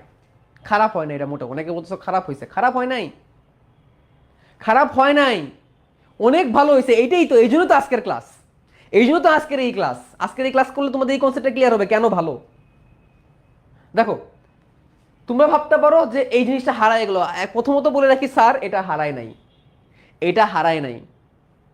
কেন হারায় নাই? এখানে একটা কনসেপ্ট আছে, আসো নতুন একটা কনসেপ্ট তোমাদেরকে দিই। ধরো ব্যাপারটা কেমন হইলো, Z1 মানে জেব্রা 1, জেব্রা 1 থেকে পরিবর্তন হয়ে আসলো Z2, জেব্রা 2, জেব্রা 2 থেকে পরিবর্তন হয়ে আসলো জেব্রা 3, জেব্রা 3 থেকে পরিবর্তন হয়ে আসলো জেব্রা 4। দোরাগারা দাগ একদম হালকা হয়ে গেছে। কিন্তু স্যার জেব্রা 1 তো তার প্রজাতি তৈরি করে করে গেছে, জেব্রা 2 তো তার প্রজাতি তৈরি করে করে গেছে, জেব্রা 3 তো তার প্রজাতি তৈরি করে করে গেছে, সে তো আর হারায় যায় নাই। জেব্রা 4 তো তার প্রজাতি তৈরি করে করে গেছে, সে তো আর হারায় যায় নাই, সে তো আর হারায় যায় নাই। তার মানে কি দাঁড়াইলো? প্রথম যে ডোরাগারা জেব্রা সে কি হারায় গেছে? না, তার থেকে কোনো একটা সাইডে এসে জেব্রা 2 হয়েছে, জেব্রা 2 তার মতো প্রজনন করে করে গেছে, জেব্রা 2 কোন একটা সাইড থেকে জেব্রা 3 হয়েছে, সে তার মতো করে করে গেছে, জেব্রা 3 তার মতো করে করে জেব্রা 4 গেছে। এইভাবে নতুন নতুন আসছে, বাট আগেগুলো তো হারাই যায় নাই। এখন বলো খারাপ হয়েছে না ভালো হয়েছে? এখন বলো ভালো হয়েছে না খারাপ হয়েছে? ভালো হয়েছে, ভালো হয়েছে। কেন ভালো হয়েছে? আরেকটা প্রমাণ দিই, আরেকটা প্রমাণ দিই। ধরো এটুক তো বোঝো যে এইসব যে পরিবর্তন হয় সেটা জিনের পরিবর্তনের ফলে হয়েছে, জিনের পরিবর্তনে। আর জিন কি করে? জিন মানেই প্রোটিন। জিন কি তৈরি করে? যদি রাজীব ভাইয়ের ক্লাস ভালো মতো করে থাকো তাহলে এটা কোনো ডাউট থাকার কথা না। জিন থেকে কি তৈরি হয়? প্রোটিন তৈরি হয়। আর প্রোটিন দিয়ে আমাদের সারা দেহ তৈরি হয়, রাইট? প্রোটিন থেকে আমাদের সারা দেহ তৈরি হয়, জিন থেকে প্রোটিন। তার মানে এইসব পরিবর্তনের পিছনে প্রোটিন অনেকটা দায়ী। যেমন ধরো আমাদের স্কিন এরকম, আমার স্কিন এরকম, তোমার স্কিন আরেক রকম, এটা কিন্তু প্রোটিন কিন্তু অনেকটা দায়ী, রাইট? প্রোটিনের পরিবর্তন হলে জিনের দেহের পরিবর্তন হয়ে যেতে পারে। তাহলে এটা মুছে দিই। তাহলে আমি যেটা বুঝতে যাচ্ছি, আমি যে জিনিসটা তোমাদের বুঝতে যাচ্ছি সেটা হচ্ছে এই যে পরিবর্তনগুলো হয়েছে, এই পরিবর্তনের ফলে, এই পরিবর্তনের ফলে ধরো এদের মধ্যে কিছু পরিণগত পরিবর্তন হয়েছে। এখন হঠাৎ করে ধরো একটা জীবাণু, একটা নতুন একটা জীবাণু পৃথিবীতে আসলো, নতুন একটা জীবাণু ধরো এক্স সে পৃথিবীতে আসলো, যেমন করোনা আসছে যেভাবে, ঠিক আছে? এই এক্স পার্টিকুলার জীবাণু, এই এক্স পার্টিকুলার জীবাণু কি করে? Z1 টাইপকে অ্যাটাক করে, Z2 টাইপকে অ্যাটাক করে, Z3 টাইপকে অ্যাটাক করে, কিন্তু Z4 এর মধ্যে এমন একটা প্রতিরক্ষা ব্যবস্থা আছে যেটা এই ইয়েকে অ্যাটাক করতে পারে না। ভালো করে বোঝার চেষ্টা করো, পিওর কনসেপ্ট। এক্স জীবাণুটা Z1 2 3 কে অ্যাটাক করতে পারে, কিন্তু Z4 কে অ্যাটাক করতে পারে না। কেন পারে না? কালের বিবর্তনে তার মধ্যে পরিবর্তন হইতে হইতে এমন কিছু প্রোটিন তৈরি হয়েছে যে প্রোটিন এই এক্স এর বিরুদ্ধে তাকে বাঁচায় রাখছে। এখন বলো তো, এর যদি এক্সটিংক্ট লেভেলের হয়, বড় লেভেলের হয়, সকল Z1 Z2 Z3 যদি মারা যায় এই এক্স এর অ্যাটাকে, কে টিকে থাকবে? বলো কে টিকে থাকবে? কে টিকে থাকবে? Z4 টিকে থাকবে। কেন টিকে আছে বলো তো? বলো কেন সে টিকে থাকতে পারছে? এই জেনেটিক ডাইভার্সিটির কারণে, এই জীববৈচিত্র্যের কারণে, এই জিনগত পরিবর্তনের কারণে সে টিকে থাকতে পারছে। সরি, প্রজাতিগত বা জিনগত পরিবর্তন দূরে বলতে পারো, এই কারণে সে টিকে থাকতে পারছে। Z4 যদি আরো ক্যাটাগরি তৈরি করে, আরও টিকে থাকতে পারবে। এখন বাই সাপোজ তুমি ধরো চিন্তা করো যে এইখানে হয়েছিল শুধুমাত্র Z3 এবং Z3 পর্যন্ত, Z1 Z2 পর্যন্ত গেছে আর যাইতে পারে নাই, আসলো এক্স, সব ড্যামেজ হয়ে যাবে না? পুরো জেড প্রজাতিরই ড্যামেজ হয়ে যাবে না বলো তো? পুরো জেড এর কোনো অস্তিত্ব থাকবে? জেড যদি 2 পর্যন্ত এসে যদি যাইতে না পারতো, তাহলে এই জেড জিপটারই তো অস্তিত্ব শেষ হয়ে যেত দুনিয়া থেকে, পুরো জিপটাই হারাই যেত। এখন বলো ভালো হয়েছে না খারাপ হয়েছে? এখন বলো ভালো হয়েছে না খারাপ হয়েছে? তাহলে যত নতুন নতুন জেনারেশন তৈরি হবে, যত জীবের বৈচিত্র্য হবে, জিনগত বৈচিত্র্য হবে, তত তাদের নতুন নতুন বৈশিষ্ট্য আসবে, সেই বৈশিষ্ট্য সে টিকে থাকতে পারবে। জাস্ট সাপোজ জিনগত বৈচিত্র্যের কারণেই কিন্তু মেরু অঞ্চলের, বরফ অঞ্চলের ভাল্লুকদের গায়ের রং কি? ভাল্লুকদের গায়ের রং কি বরফ অঞ্চলের? সাদা। এখানে পরিবেশও দায়ী, এখানে বাস্তুতন্ত্র দায়ী। এমন একটু চিন্তা করো, এই নতুন ভেরিয়েন্টটা যদি তৈরি না হইতো সাদা, ওইখানে ভাল্লুক যদি কালো হইতো, বরফে যায় যদি কালো ভাল্লুক দাঁড়ায় থাকতো, ওই ভাল্লুক টিকে থাকতে পারতো? ওই ভাল্লুকটা অন্যরা শিকার করে ফেলতো না? ওই কালো ভাল্লুকটা বরফের মধ্যে দূর থেকে ফোকাস মারতো, ওই কালো, টিকে থাকতে পারতো? পারতো না। তাহলে এখন বলো জেনেটিক ডাইভার্সিটি ভালো না খারাপ? অবশ্যই ভালো। যত বেশি রকমের প্রজাতি তৈরি হবে, যত বেশি ভেরিয়েন্ট তৈরি হবে, তত তোমার টিকে থাকার ক্ষমতা বাড়বে, তত প্রজাতিরা টিকে থাকবে, এবং তত নতুন নতুন প্রজাতি তৈরি হবে। এভাবে করে করে একটা সময় নতুন প্রজাতি তৈরি হয়ে যায়, এভাবে করে নতুন প্রজাতি তৈরি হয়ে যায়, যে নতুন প্রজাতির কারণে টিকে থাকার ক্ষমতা আরো বেড়ে যায়। তার মানে প্রজাতিগত বৈচিত্র্য আমাদের জন্য ভালো, জিনগত বৈচিত্র্য আমাদের জন্য ভালো। ওকে, কি মানুষের কি জিনগত পরিবর্তন হইতে হতে না? এত সহজ না রে ভাই, সব তো এত সহজ না, এটা তো একদিনে হয় না। মানুষেরও জিনগত পরিবর্তন হইতে হতে হয়তো বা কোনো এক সময় হবে কিনা আল্লাহ তালা জানে, মানুষের ক্ষেত্রে এটা এত হবে। তো দেখো জিনগত বৈচিত্র্যের গুরুত্ব এখানে দেওয়া আছে, এইসব গুরুত্ব পরীক্ষায় কোনদিন আসবে না, তুমি খেলে যে জানবা। জীবের বৈচিত্র্য শারীরিক বৈশিষ্ট্যের জন্ম দেয় এবং মানসিক চাপ, রোগ, প্রতিকূল পরিবেশের সাথে খাপ খেয়ে নেওয়ার ক্ষমতা বাড়ায়। এই তো, তোমার এক এক পরিবেশের সাথে খাপ খাওয়ানোর ক্ষমতা তোমার বাড়বে। প্রাকৃতিক বা মানুষের হস্তক্ষেপের কারণে পরিবেশগত প্রাকৃতিক নির্বাচন এবং যোগ্যতমের বেঁচে থাকার দিকে পরিচালিত করে। আচ্ছা এটা কি? এটা হচ্ছে তোমার এইটা আসছে হচ্ছে ওই মেন্ডেল ডারউইনের সূত্র থেকে, যে যোগ্যতমের টিকে থাকা, যোগ্যতমের বেঁচে থাকার ব্যাপারটা কি বুঝাই? ওই যে একটু আগে ভাইরাস অ্যাটাক বললাম, জীবাণুর অ্যাটাক বললাম, ওই জীবাণুটাকে সেই টিকে থাকতে পারবে যে যোগ্য, এবং সেই বেঁচে থাকবে, বাকিরা মারা যাবে। এটা কেন হয়েছে? যোগ্য টিকে থাকতে পারছে কেমনে? সে যোগ্য হয়েছে কেমনে? তার পরিবর্তনের ফলে, তা নাহলে কিন্তু সে টিকে থাকতে পারতো না। এগুলো জাস্ট এমনি একটু জানো। একটি জনগোষ্ঠীর জন্য কীটপতঙ্গ, রোগ বা অন্য কোনো বিরূপ অবস্থা মোকাবেলায় প্রতিরোধী হতে পারে এমন সব জিন বহন করে। একটু যেটা বললাম যে কীটপতঙ্গ বা রোগ থেকে বেঁচে থাকার মতো ক্ষমতা আস্তে আস্তে তৈরি হয় জিনগত বৈচিত্র্যের কারণে। কোনো এক গোষ্ঠীর হবে, আরেক গোষ্ঠীর হবে না। আচ্ছা ব্যাপারটা বোঝো, আমাদের বাসার মধ্যে, তোমার বাসার মধ্যে সবার রোগ প্রতিরোধ ক্ষমতা এক? সবার রোগ প্রতিরোধ ক্ষমতা এক? বলো, সবার তো রোগ প্রতিরোধ ক্ষমতা এক না, ভিন্ন। কেন হয়েছে? জেনেটিক কারণেই তো হয়েছে।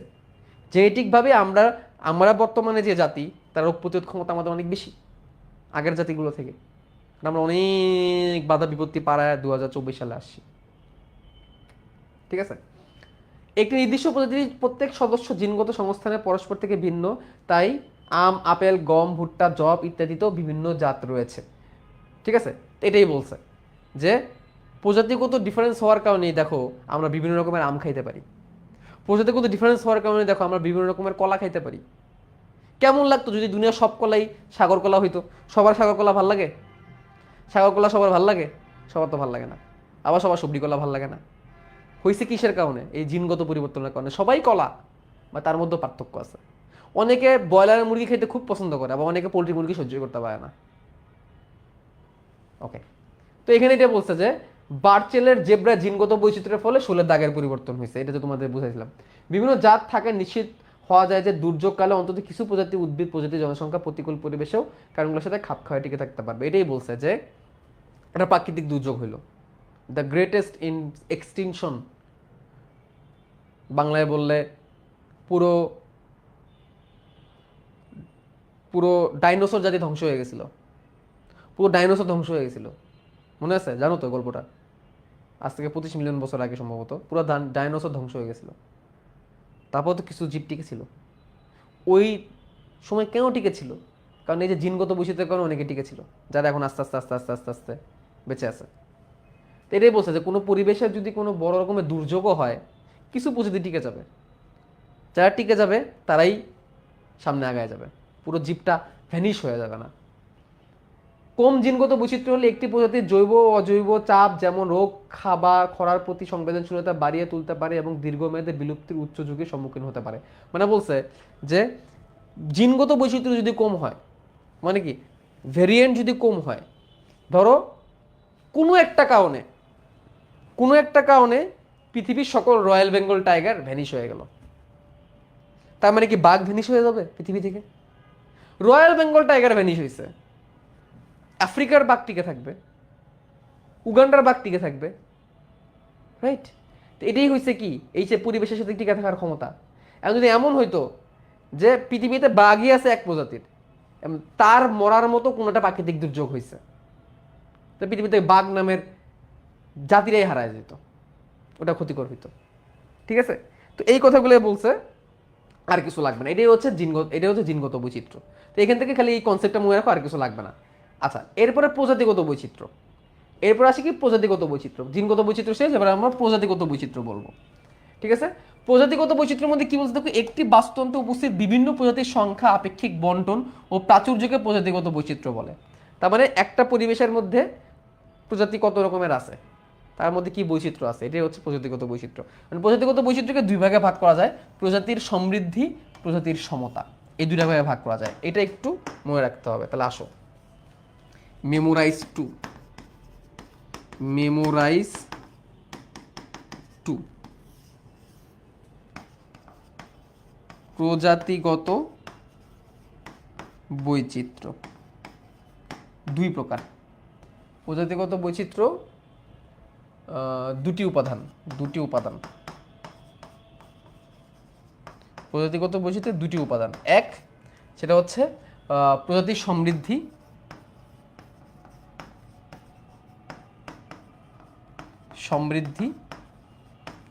দুই প্রজাতির সমতা।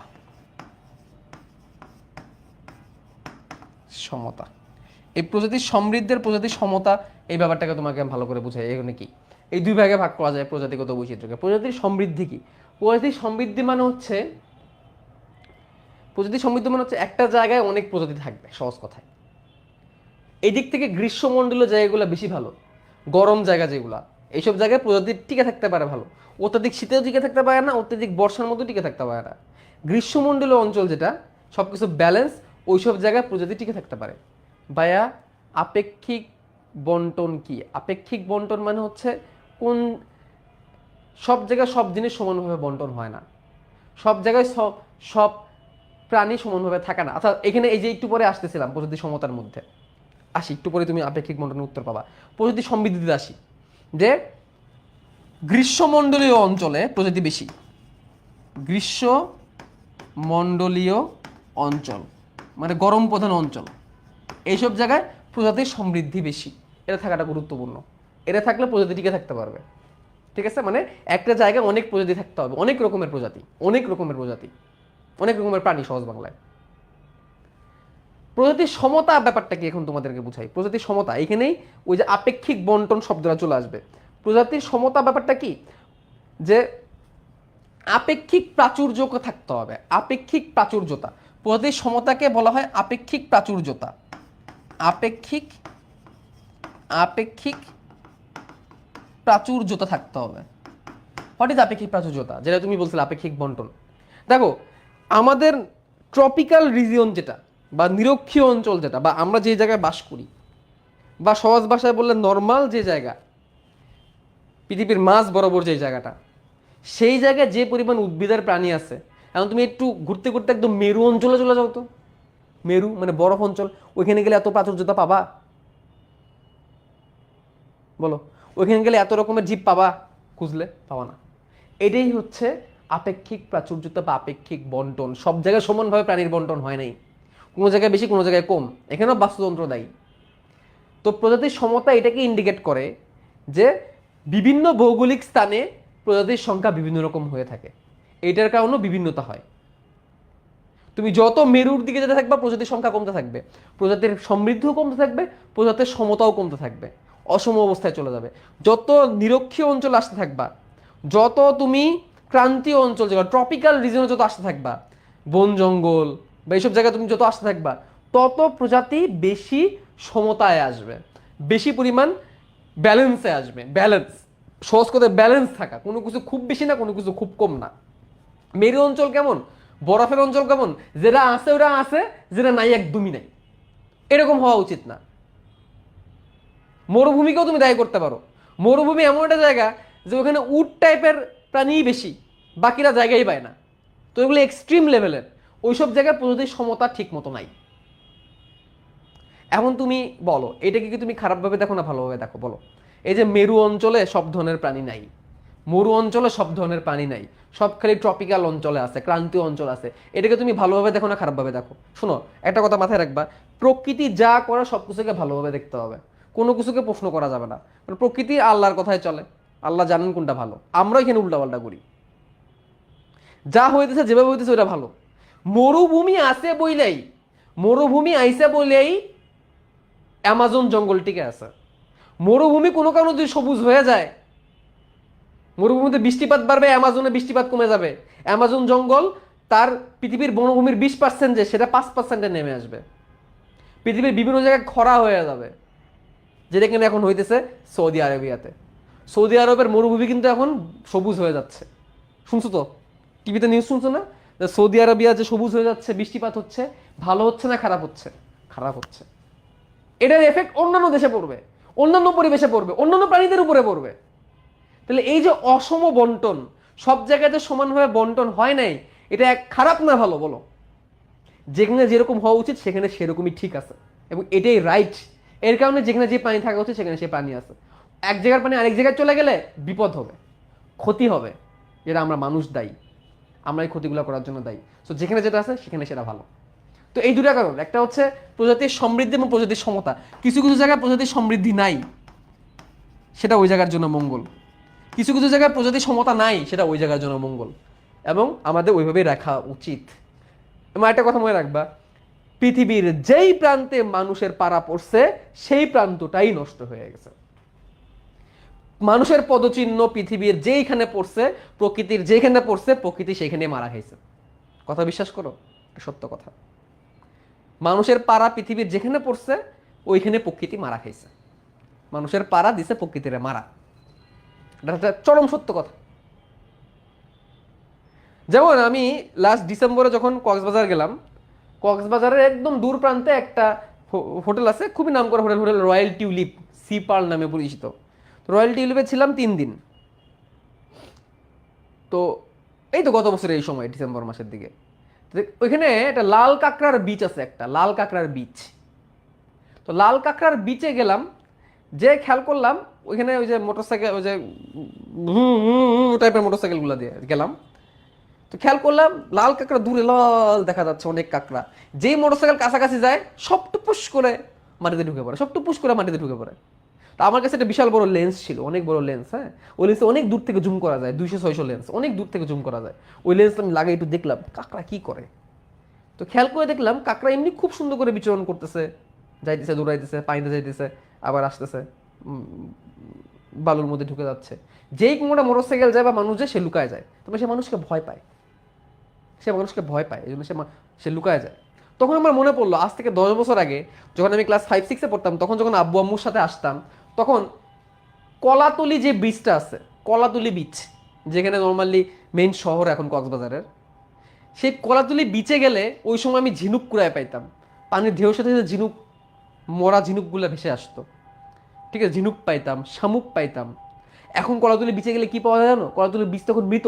কলাতলি বিচে গেলে এখন পলিথিন আসে, কলাতলি বিচে গেলে এখন প্লাস্টিকের বোতল আসে। মানুষ এখন কলাতলি বিচে যায় না, সুগন্ধা বিচে এখন যায় না, মানুষ এখন এইসব বিচে যায়, ইনানি, হিমছড়ি, লাল কাঁকড়ার বিচ, এসব বিচে মানুষ যায়। এমন বলো তো, 10 বছর লাগছে কলাতলি আর সুগন্ধা বিচটা নষ্ট হইতে, কারণ ওইসব জায়গায় এখন ঝিনুক আসে না। ঝিনুক না আসা মানে কি বলতো? কারণ ওইসব জায়গায় এখন আর ওই পানির জন্য ঠিক নেই, নষ্ট, ওইখানে এখন বাস করে না, এই জন্য এখন প্লাস্টিকের বোতল আসে। 10 বছর লাগছে এই নষ্ট হইতে, এই বীজটা। এই এখন যে হিমছড়িয়ার ইনানি বীজ এগুলো মারা খাইতে আর কয়দিন লাগবে, বড় 2-3 বছর পরে দেখবে যে লাল কাঁকড়া এরাও আর আসবে না, এরাও আর আসবে না। কেন আসবে না? মানুষ এখানে বিল্ডিং বানাবে, মানুষ এখানে রেস্টুরেন্ট বানাবে, ওরাও এক সময় আর আসবে না। মানুষ এখানে গাছ কেটে ফেলবে, ঝাউ গাছগুলা উজাড় করে দিবে, তখন ওইখানেও আর ওই লাল কাঁকড়াগুলো আসবে না। এখন বলে এটা ভালো হইলো না খারাপ হইলো? খারাপ হইলো, ঠিক হয় নাই। পরিবেশ তার ভারসাম্য নষ্ট করে ফেলবে। তো আমরা মানুষ দায়ী। প্রকৃতি কখনো প্রকৃতির ক্ষতি করে না, মানুষ মানুষের ক্ষতি করে, মানুষ প্রকৃতির ক্ষতি করে এবং নিজের ক্ষতি করে। ঠিক আছে? তাহলে এই হচ্ছে মানে প্রজাতিগত বৈচিত্র্যের দুইটা বিশেষ উপাদান, এবং এই উপাদান ঠিকঠাকই আছে, যেটা ভালো এটার জন্য আছে। তো প্রজাতিগত বৈচিত্র্যের দেখো এখানে কটা লেখা আছে, কটা কথা। প্রজাতিগত, এই যে এখানে প্রজাতির সমৃদ্ধি কি, প্রজাতির সমতা কি লিখছে, যে প্রজাতির সমৃদ্ধি হচ্ছে একটি বাস্তুতন্ত্রে বিভিন্ন প্রজাতির ব্যাপক সংখ্যার উপস্থিতিকে প্রজাতির সমৃদ্ধি বলে। এই গ্রীষ্মমণ্ডলীয় অঞ্চলে বিপুল সংখ্যক প্রজাতি পাওয়া যায়। ঠিক আছে? আর প্রজাতির সমতা কি? নির্দিষ্ট প্রজাতির প্রত্যেক সদস্যের আপেক্ষিক প্রাচুর্যকে প্রজাতির সমতা বলে। কোনো প্রজাতির সদস্য যদি সম্প্রদায় জুড়ে মোটামুটি স্থিতিশীল থাকে তাহলে এটি উচ্চ সমতায় আছে মনে করা হয়, আর যদি কোনো প্রজাতি অস্থিতিশীল হয় তখন সেটাকে কম সমতায় আছে বলা হয়। কম সমতায় থাকা অসমতায় থাকা দূরেই ভালো। আচ্ছা, জীব প্রজাতির বৈচিত্র্য বিভিন্ন ভৌগোলিক স্থানে বিভিন্ন হয়ে থাকে। মেরুর দিকে এগিয়ে যাওয়ার সাথে সাথে ক্রান্তীয় অঞ্চলে প্রজাতির বৈচিত্র্য সব থেকে বেশি হয়। তার মানে কি, ট্রপিক্যাল অঞ্চলে প্রজাতির বৈচিত্র্য সব থেকে বেশি হয় এবং মেরু অঞ্চলের দিকে কমে যায়। সবচেয়ে বেশি প্রজাতি সমৃদ্ধ হচ্ছে গ্রীষ্মমণ্ডলের বাড়িবন, প্রবাল প্রাচীর, সমুদ্রের তলদেশের অঞ্চলে সব থেকে। দেখো সমুদ্রের তলদেশে ভালো আছে, কেন ভালো আছে জানো? ওইখানে তো মানুষ যায় নাই। সমুদ্র তলদেশে এখন ভালো আছে কেন? ওইখানে মানুষ যায় নাই। মানুষ ওখানে যাওয়া শুরু করবে, সমুদ্র তলদেশেও প্রজাতির বৈচিত্র্য নষ্ট হওয়া শুরু করবে। যেমন প্রবাল প্রাচীর, প্রবাল প্রাচীর কি জানো? Coral reef. বাংলাদেশে নাই সেরকম, বাংলাদেশে আছে একটু হয়তো বা সেন্ট মার্টিনের দিকে আছে, বাট পৃথিবীর অন্যান্য জায়গায় আছে। কোরাল, কোরাল বিচ বলে। কোরাল বুঝো তো? সমুদ্রের নিচে যে কোরাল, কোরাল প্রবাল খুব সুন্দর লাগে। সেন্ট মার্টিনে অল্প আছে। তো কোরাল প্রবাল প্রাচীর অনেক বড়, এবং এগুলো নিডারিয়া পর্বের প্রাণীরা এগুলো তৈরি করে, অনেক প্রাণীও এখানে আছে। তো এই প্রবাল প্রাচীর অনেক সুন্দর, অনেক বৈচিত্র্য, এখানে অনেক প্রাণী। কোরাল তৈরি করে কিন্তু পানি দ্বারা, নিডারিয়া পর্বের প্রাণী 25% কোরাল তৈরি করে। এরাও তো হারায় যাচ্ছে। মানুষ যাচ্ছে, পর্যটন যাচ্ছে, দেখতে যাচ্ছে, শেষ হয়ে যাচ্ছে। ঠিক আছে? তো গুরুত্ব তোমার নিজেরা পড়বে, আগের গুরুত্বই বলছে। ঠিক আছে? ওই যে সমৃদ্ধি বৈচিত্র্য মানব জাতির অস্তিত্ব টিকায় রাখার জন্য প্রয়োজন। প্রজাতির মধ্যে প্রজাতির সমৃদ্ধি সম্প্রদায়গুলোতে প্রত্যেক প্রজাতির প্রয়োজন অনুসারে লভ্য সম্পদের অংশ ভাগ করতে পারে। মানে এখানে একটা কথা বলছে যে যেসব গাছ বড়, যাদের শিকড় অনেক গভীরে যায়, তারা মাটির গভীরের সম্পদ, গভীরের খনিজ লবণ গ্রহণ করে। আর যারা বেশি গভীরে যায় না, তারা মাটির কম গভীরের খনিজ লবণ গ্রহণ করে। দুই জায়গায় সমানভাবে বন্টিত আছে। এখানে কোনো উল্টাপাল্টা হলে সমস্যা, এই কথা এখানে বলছে। ঠিক আছে? এটাই সবকিছু ব্যালেন্স থাকে। তবে একটা কথা বলতে দেখো, অ্যামাজন বন সালোক সংশ্লেষণের মাধ্যমে পৃথিবীর বায়ুমণ্ডলে 20% অক্সিজেন উৎপাদন করে বলে ধারণা করা হয়। তো অ্যামাজন বনকে যেভাবে আছে সেভাবে রেখে দাও, উল্টাপাল্টা করো না। উল্টাপাল্টা করলেই আমাদের অক্সিজেনের ঘাটতি হবে। তারপরে পরাগায়নকারী সহজীবী সম্পর্ক, পচনশীলতা, খাদ্য শৃঙ্খল, নাইট্রোজেন চক্র, মাটির উর্বরতা বাঁচাতে কেঁচোদের অবদান ইত্যাদি ইত্যাদির কথা এখানে বলছে। পরিবেশ বাঁচানোর জন্য কেঁচো, কেঁচো থাকলে মাটির উর্বরতা বাড়বে, মাটির শেষে জৈব সার সমৃদ্ধ করবে। কেঁচো যদি ড্যামেজ হয়ে যায় মাটির কি হবে? তারপর দেখো পরাগায়নকারী প্রাণী, এখানে একটা কথা লিখছে দেখো, পরাগায়নকারী প্রাণী একটা ছিল যে উড়ন্ত বাদুর, উড়ন্ত শেয়াল বাদুর, উড়ন্ত শেয়াল বলতো, এটা বাদুর বা নাম ছিল উড়ন্ত শেয়াল। উড়ন্ত শেয়াল ভূমধ্যসাগরীয় সম্ভবত ওই অঞ্চলে বাস করত, এবং ওই শেয়াল কি করতো যেন উড়ে উড়ে বিভিন্ন ফল খাইতো, এবং ফলের পরাগায়ন, বীজের বিস্তারের ক্ষেত্রে সে হেল্প করতো। ফল খেয়ে ফলের বীজটা একটা জায়গায় ফেলা যেত, সেখান থেকে নতুন গাছ হইতো। পরাগায়নের ক্ষেত্রে হেল্প করতো। এখন বলো পরাগায়ন না হলে গাছ বাঁচবে? নতুন ফল তৈরি হবে, নতুন বীজ তৈরি হবে? বলো তো, পরাগায়ন যদি না হয়, পরাগায়ন যদি না হয় ফল তৈরি হবে? ফল তৈরি না হলে বীজ হবে? আচ্ছা, ওই উড়ন্ত শিয়ালকে ওই এলাকার মানুষ একটা আভিজাত খাবার হিসাবে গ্রহণ করা শুরু করলো এবং মারা শুরু করলো। একটা সময় কি দাঁড়াইলো, ওই এলাকার জীববৈচিত্র্য নষ্ট হয়ে গেল একটা শিয়ালকে মারার কারণে। এই যে আমরা মৌমাছিকে ধ্বংস করতেছি, মৌমাছি ধ্বংস কেন হচ্ছে? আমাদের রেডিয়েশনের কারণে হচ্ছে, দূষণের কারণে হচ্ছে। মৌমাছি কতটা অবদান করে যেন পরাগায়নের ক্ষেত্রে, মৌমাছি কতটা অবদান করে যেন বিভিন্ন ফলের পরাগায়নে, ফুলের পরাগায়নে।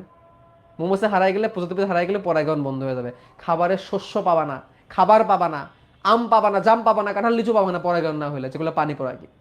কিভাবে ডিপেন্ডেন্ট, ঠিক আছে? আচ্ছা, এখন আমরা জানবো প্রজাতিগত বৈচিত্র্য হ্রাসের কারণ। এই চ্যাপ্টারের প্রথম প্রথম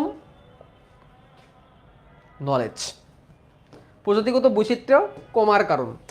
কি কারণে প্রজাতিগত বৈচিত্র্য কমতেছে, এই চ্যাপ্টারের একটা গুরুত্বপূর্ণ জিনিস, এগুলো কিন্তু আগের বইয়ে নাই। এই তোমাদের কাছে যাদের আগের বই, তাদের কি এগুলো আছে? আগের বই এগুলো আছে? নলেজ 1, এই চ্যাপ্টারের খুবই মানে এই চ্যাপ্টারের প্রথম সৃজনশীলে আসার মতো কোনো জিনিস, ঠিক আছে? সেটা কি? সেটা হচ্ছে the evil quartet. The evil quartet. The evil quartet. The evil quartet, এটা কি? কোয়ার্টেট মানে চার, কোয়ার্ট মানে চার, বলো না কোয়াড্রেন্ট। আমরা কোয়াড্রেন্ট কই না, কোয়াড্রেন্টে কয়টা ঘর থাকে? 4টা ঘর থাকে। অঙ্কের ক্ষেত্রে আমরা কোয়াড্রেন্ট কই না, কোয়াড্রেন্টে কয়টা ঘর? 4টা ঘর। তাহলে ইভিল কোয়াড্রেন্ট মানে 4টা ধ্বংসাত্মক কারণ, 4টা ধ্বংসাত্বের কারণ, ঠিক আছে? যেটাকে মানে প্রজাতিগত বৈচিত্র্য হ্রাস পাচ্ছে। তাহলে প্রজাতিগত বৈচিত্র্য হ্রাসের 4টি কারণ। এটাকে কি নামে ডাকা হয়? The evil quartet. এটা আগের বইয়ে ছিল না, এটা তোমাদের সিলেবাসে নতুন অ্যাড করছে, এটা আগে কখনোই ছিল না। আগে কোনো ক্লাস এটা পড়ে নাই, ইউটিউবে খুঁজলেও পাবা না এটার উপর কোনো টপিক। তোমাদের ইউটিউবে ক্লাস করছো, এই প্রথম অংশের উপর কোনো ক্লাস পাইছো? এই নতুন বইয়ের উপর কোনো ক্লাস পাইছো প্রথম অংশের উপর? নাই, কিন্তু এখনো নাই। এই আজকে প্রথম হয়তো আমি তোমাদেরকে পড়াচ্ছি। ইভিল কোয়ার্টেট, প্রাকৃতিক বৈচিত্র্য, জীব প্রজাতিগত বৈচিত্র্য নষ্ট হওয়ার 4টা কারণ। কারণগুলো আমি আগে লিখি। প্রথম কারণ কি? প্রথম কারণটাকে আমরা দিতে পারি, সেটা হচ্ছে বসতি সংকোচন। বসতি সংকোচন। 2 নম্বর কারণ হচ্ছে অতি আহরণ। 3 নম্বর কারণ হচ্ছে alien invasion. Alien invasion, alien প্রজাতি প্রবেশ। এবং 4 নম্বর কারণ হচ্ছে কি? সহবিলুপ্তি, কো এক্সটিংশন। সহ বিলুপ্তি বা কো এক্সটিংশন, এই 4টা কারণ। 4টা কারণ নিয়ে আমি তোমাদের এখন বলবো। প্রথম হচ্ছে বসতি সংকোচন নিয়ে আমরা কথা বলি। ও, একটা কথা লিখে রাখো, প্রজাতিগত বৈচিত্র্য হ্রাসের 4টি কারণ। প্রধান আসামি কে বলতো? প্রধান আসামি কে? প্রজাতিগত বৈচিত্র্য নষ্ট হওয়ার 4টা কারণ, প্রধান আসামি কে? মাথা কাটায় বলো, কে? আমি, তুমি। প্রধান আসামি মানুষ, ঠিক আছে? আচ্ছা, বসতি সংকোচন মানে কি? বসতি সংকোচন মানে হচ্ছে আমাদের এত চাহিদা বেড়ে গেছে যে আমরা বন উজাড় করে বাসা বানানো শুরু করছি। আজকে ক্লাসটা শেষ হওয়ার পরে আমি যে বাসায় থাকি মিরপুরে, এইখানে একটা ড্রোন ফুটেজ তোমাকে দেবো না, আমার তোলা, আমি গ্রুপে দিয়ে দিব না ড্রোন ফুটেজ। এই ড্রোন ফুটেজটা দেখলে বুঝবা যে আমরা কই আছি। উপরে উঠলে খালি বিল্ডিং আর বিল্ডিং, খালি বিল্ডিং আর বিল্ডিং, আর কিচ্ছু নাই, খালি বিল্ডিং।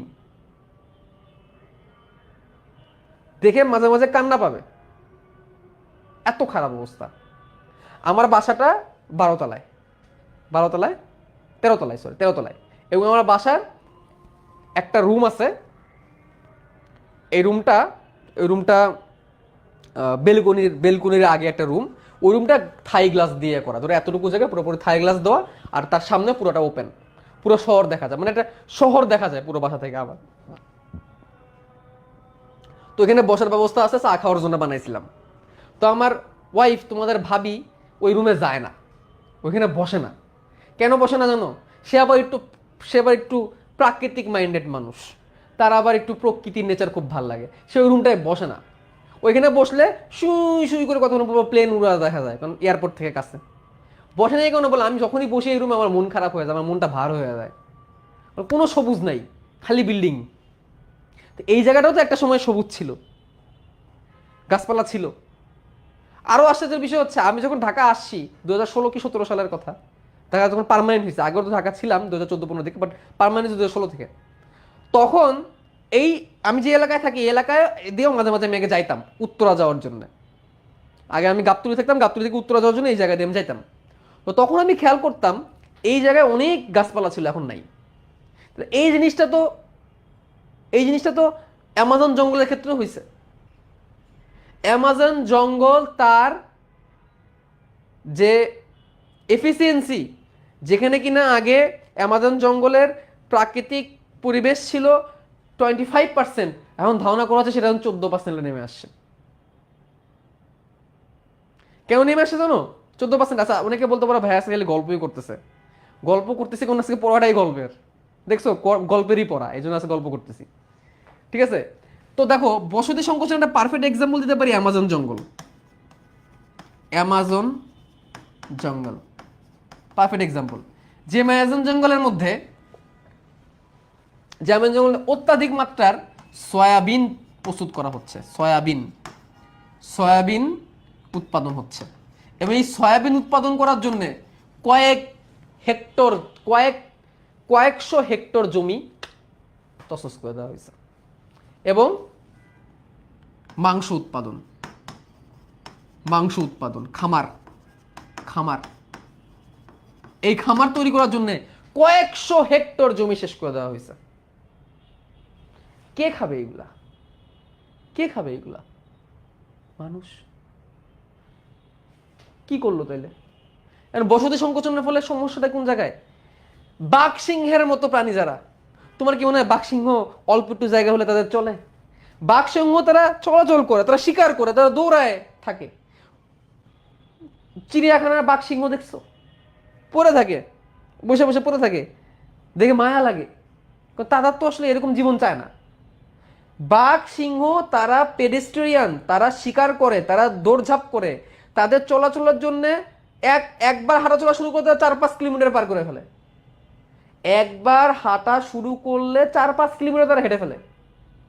এত বড় জঙ্গল আছে আমাদের দেশে, 4-5 কিলোমিটার জায়গা জঙ্গল, বাঘ সিংহ থাকবে? আছে, সুন্দরবন আছে, কোন সময় নাই হয়ে যায় ঠিক নেই।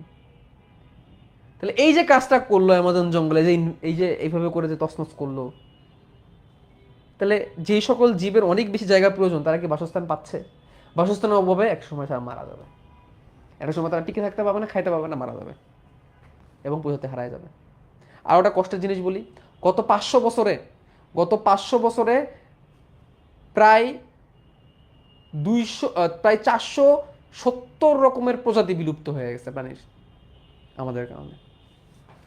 অতি আহরণ মানে কি? যা প্রয়োজন নেই তার থেকে বেশি শিকার করা, তার থেকে বেশি উৎপাদন করা। এই সকল প্রতিষ্ঠানগুলা যতটুকু দরকার তার থেকে বেশি প্রোডাকশন করতেছে। বেশি প্রোডাকশন করতে গেলে ক্ষয়ক্ষতি কি হবে? বন জঙ্গল বেশি উজাড় করতে হবে।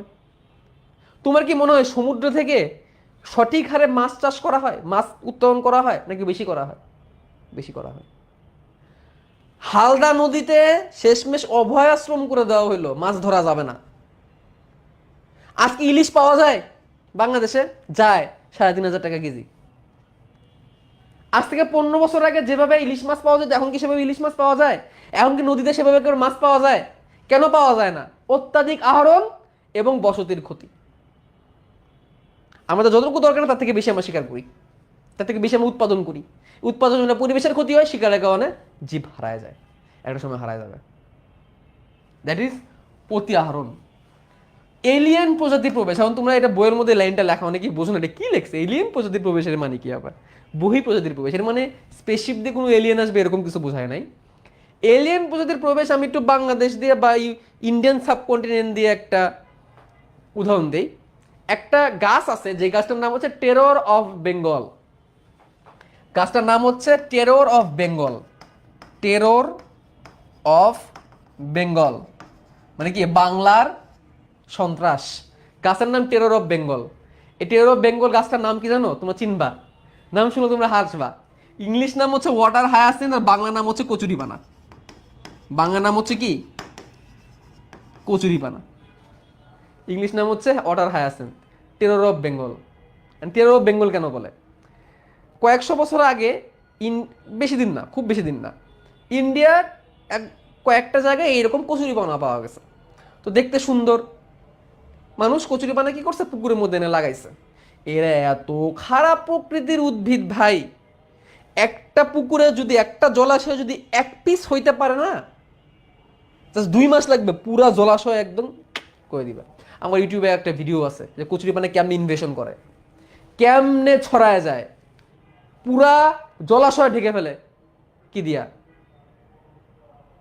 কচুরিপানা দিয়া। এখন বলো এটা টেরর কেন নাম? এই যে টেরর বা এটা সন্ত্রাস। এই যে পুরা নদী, পুরা জলাশয় যে ঢেকে গেল, লেকটা যে পুরো ঢেকে গেল কচুরিপানা দিয়া, এখন লেকের পানিতে পর্যাপ্ত অক্সিজেন যাবে? লেকের পানিতে মাছ মারা যাবে না? লেকের পানিগুলো মাছ মারা যাবে না?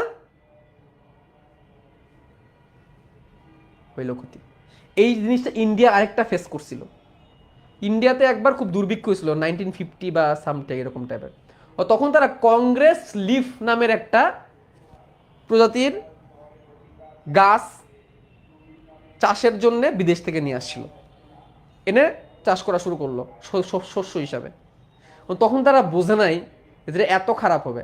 আজ পর্যন্ত বিভিন্ন জায়গায় ওইগুলো হইতেছে, ওগুলো উৎপাদন বন্ধ করা যায় না, এত বেশি পরিমাণে হয়। নর্থ আমেরিকাতে একবার একটা মাছের প্রজাতি আনা হয়েছিল মাছের উৎপাদনকে বাড়ানোর জন্য, যে মাছের প্রজাতি এত বেশি হারে বর্ধিত হওয়া শুরু করছিল যে ওই নর্থ আমেরিকার বেশ কয়েকটা জলাশয়ের অনেক মাছ ওই মাছের কারণে মারা গেছে। এবং বলা হয় থাকে কোন একটা মাছ আছে, ঠিক নামটা মনে নাই, ওই মাছের 245টা প্রজাতি নষ্ট হয়ে গেছিল ওই মাছটার কারণে, যেটা আনা হয়েছিল। এটাকে বলা হয় এলিয়েন প্রজাতির প্রবেশ। যে যেই পরিবেশের না তাকে সেই পরিবেশের মধ্যে ধরে এনে জোর করে চাষ করা, জোর করে এটাকে ঢুকানো। কার প্রয়োজনে? মানুষের প্রয়োজনে। এবং এভাবে করে কি করে জানো, অন্য জায়গা থেকে আরেকটা ধরে আনে। পুরাতন পাগলে ভাত খায় না, নতুন ভাত, পুরাতন পাগলের ভাত নেয়, নতুন পাগলের আমদানি, নতুন পাগল এসে পুরাতন গুলার একদম মারা দিয়ে দেয়। সহবিলুপ্তি। সহবিলুপ্তি কি? সহবিলুপ্তি হচ্ছে, সহবিলুপ্তি মানে কি, প্যারাসাইট হোস্ট রিলেশন আছে একটা, তারপরে হচ্ছে সিম্বায়োটিক রিলেশন আছে একটা। Symbiotic relation, Parasite host relation. এর মানে কি? প্যারাসাইট মানে কি পরজীবী, আর হোস্ট মানে হচ্ছে বাহক। তুমি যদি বাহককে মেরে ফেলো পরজীবী বাঁচবে? বলো। তুমি যদি পরজীবী মেরে, বাহককে মেরে ফেলো, পরজীবী বাঁচবে? বাঁচবে না। সেম, একটা প্রজাতিকে মারলার কারণে অন্য প্রজাতি যদি ক্ষতি হয়। ওই যে উড়ন্ত বাদুরের কথা বলছিলাম না, উড়ন্ত শিয়াল মারা যাওয়ার কারণে কতগুলো প্রজাতি হারাইছে তুমি জানো? অসংখ্য পানির প্রজাতি হারাই গেছে খাবার না হওয়ার কারণে, গাছ না থাকার কারণে। মৌমাছি যদি বিলুপ্ত হয়ে যায় মানুষ মারা যাবে খাবারের অভাবে। এটাকে বলে সহবিলুপ্তি। এটাকে বলা হয় কি? সহবিলুপ্তি। একটার প্রভাবে আর অসংখ্যের ক্ষতি। তো এই 4টা কারণে প্রজাতিগত বৈচিত্র্য হ্রাস হচ্ছে। ঠিক আছে? সাকার ফিশ এবং রেমোরা একটা পারফেক্ট এক্সাম্পল। ঠিক আছে? তো এইখানে এগুলো বলছে। দেখো এই লাইনগুলো পড়লে অনেকে প্রথমে বুঝবে না এগুলো মানে কি। এখন কি তো এগুলো আগে কেউ পড়ছিলা কলেজে বা অন্য জায়গায়? এখন তো পড়ায় না, এখনকার সময় তো শুনলাম নাকি এগুলো পড়ায় না, স্কিপ করে চলে যায়। তো এখান থেকে প্রশ্ন আসতে পারে যে এভিল কোয়ার্টেট কি, এভিল কোয়ার্টেটগুলোর নাম লেখো, আসতে পারে। ঠিক আছে? আচ্ছা, এবার আসি বাস্তুতান্ত্রিক বৈচিত্র্য। বাস্তুতান্ত্রিক বৈচিত্র্য কি? বাস্তুতান্ত্রিক বৈচিত্র্য হচ্ছে নির্দিষ্ট ভৌগোলিক অঞ্চলে অবস্থিত বিভিন্ন বস্তুতন্ত্রের মধ্যে বৈচিত্র্যকে বাস্তুতান্ত্রিক বৈচিত্র্য বলে, বিভিন্ন পরিবেশের কারণে। যেমন এই যে কোনো প্রজাতির বিলুপ্তি ঘটলে বাস্তুতন্ত্র অন্যান্য প্রজাতির উপর নেতিবাচক প্রভাব ফেলে। ওই যে কোএক্সটিংশন, সহবিলুপ্তি। ঠিক আছে? ম্যারিয়ানা উড়ন্ত শিয়াল, ম্যারিয়ানা ফ্লাইং ফক্স, যেটা বললাম একটু আগে তোমাদের, বৈজ্ঞানিক নামটা হচ্ছে টেরিপাস ম্যারিয়ানাস। না জানলেও চলবে, এগুলা না জানলেও চলবে, এগুলা নাইস টু নো নামে পরিচিত এক বড় আকারের বাদুর প্রশান্ত মহাসাগরীয় দ্বীপপুঞ্জ, মধ্য মহাসাগর না, পরাগায়নকারী হিসাবে ও বীজ ছড়িয়ে দেওয়ার মতো গুরুত্বপূর্ণ কাজে সহায়ক ছিল। বলছি একটু আগে, বলো, বলছি একটু আগে। কিন্তু একসময় দ্বীপপুঞ্জের এইসব বাদুরকে বিলাসী খাবার হিসেবে শিকার করা শুরু হলে সংরক্ষণ বিজ্ঞানীরা আশঙ্কা করেন যে উড়ন্ত শিয়ালের বিলুপ্তিতে সামোয়ান দ্বীপপুঞ্জের স্থানীয় উদ্ভিদেরও ক্ষতি করবে, এবং স্থানীয় উদ্ভিদের ক্ষতি হলে প্রাণীরও ক্ষতি হবে। পরাগায়ন বা বীজ ছড়িয়ে দেওয়ার জন্য উড়ন্ত শিয়ালের উপরে নির্ভর করতে হবে, যেটা একটু আগে বলছিলাম। এটার ফলে কো এক্সটিনশন হয়, সহ বিলুপ্তি হয়। ঠিক আছে, এভাবে একটা প্রাণী নষ্ট হয়ে গেলে একটা জীবের ক্ষতি হয়ে যাবে।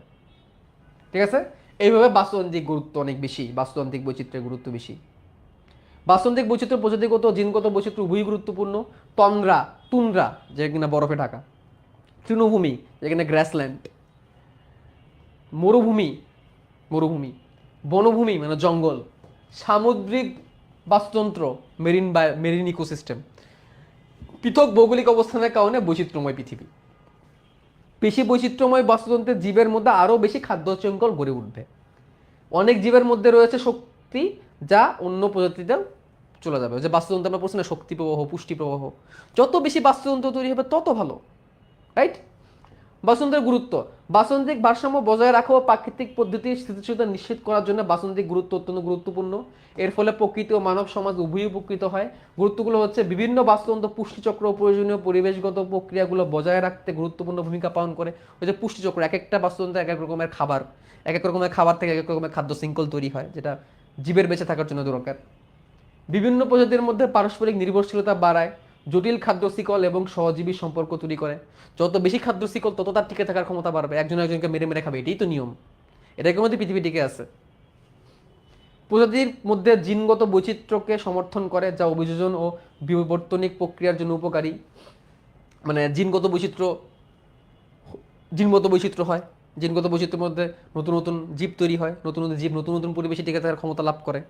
ঠিক আছে, বিশুদ্ধ বাতাস, পানি, পরাগায়ন, আবহাওয়া নিয়ন্ত্রণ ও বিনোদনমূলক সুযোগের মতো প্রয়োজনীয় বাস্তুতান্ত্রিক পরিষেবা সরবরাহ করে সরাসরি মানব কল্যাণে অবদান রাখে। এই যে বিশুদ্ধ বাতাস, পানি পাচ্ছি আমরা, গাছপালা বাড়লে বিশুদ্ধ বাতাস পারবো, পানি পাবো, বৃষ্টিপাত বেশি হবে, পরাগায়ন হলে আমরা খাবার বেশি পাবো। টেকসই অর্থনৈতিক উন্নয়নের জন্য বাস্তুতন্ত্রের বৈচিত্র্য রক্ষা ও সংরক্ষণ গুরুত্বপূর্ণ। কারণ অর্থনৈতিক ঠিক রাখার জন্য কৃষি, মৎস্য, ভেষজ জিনিস পাওয়ার জন্য আমাদের সেই প্রকৃতির দিকেই তো যেতে হয়, রাইট?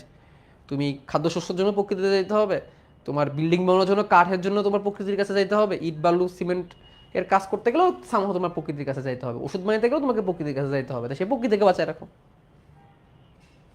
ওকে, তো এইগুলো এত বেশি গুরুত্বপূর্ণ না। পরীক্ষায় কি আসবে তাহলে এখন আসো, পরীক্ষায় কি আসবে? পরীক্ষায় আসবে এই যে দ্য ইভিল কোয়ার্টেট কি, এই চারটা উপাদানের নাম, এই জন্য এটা নলেজে রাখছি। তারপরে আমরা মেমোরাইজ 2 এর মধ্যে প্রজাতিগত বৈচিত্র্যের 2টা কারণ, এই 2টা কারণ পড়বো। কনসেপ্টের মধ্যে এটা জানলে চলবে যে মিউসিস কিভাবে হেল্প করে প্রজাতিগত বৈচিত্র্য করতে, জিনগত বৈচিত্র্য করতে। আর হচ্ছে পানি বৈচিত্র্যের যে 3টা প্রকার আছে, এই 3টা প্রকার এটা পরীক্ষায় আসে। ঠিক আছে, আর এই তো কনসেপ্ট। তাহলে আমরা আজকে 2টা কনসেপ্ট পড়লাম, আমরা আজকে 3টা মেমোরাইজ শিখলাম, একটা নলেজ শিখলাম। ঠিক আছে, তাহলে আমরা 2টা মেমোরাইজ, 2টা কনসেপ্ট আর একটা নলেজ, রাইট, শিখলাম আমরা। ওকে, তো এখন লাস্টে যে তোমাদের একটা ভিডিও দেখাবো, এই ভিডিও দেখাই আজকের মতো ক্লাস শেষ করব, আজকে আর আগাবো না।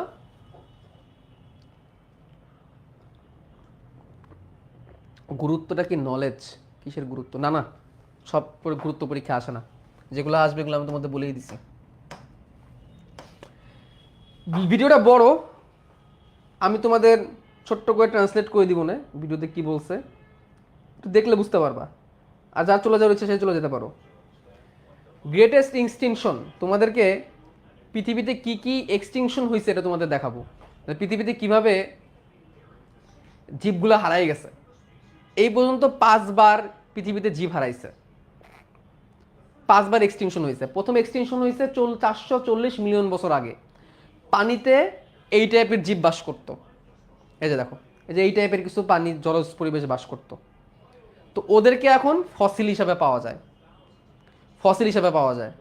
ঠিক আছে, এবং ওই সময় ট্রাইলোবাইটস নামের কিছু পানি বাস করতো, কিছু এলিডা প্রকৃতির ছিল, এগুলো এখন ফসিল আকারে পাওয়া যায়, এগুলো ধ্বংস হয়ে গেছে। ঠিক আছে, দেখে ধ্বংস হয়ে গেছে কিভাবে? হঠাৎ করে পৃথিবীর টেম্পারেচার ডাউন হয়ে গেছিল, আজ থেকে 440 মিলিয়ন বছর আগে, পুরো পৃথিবী এরকম বরফ হয়ে গেছিল।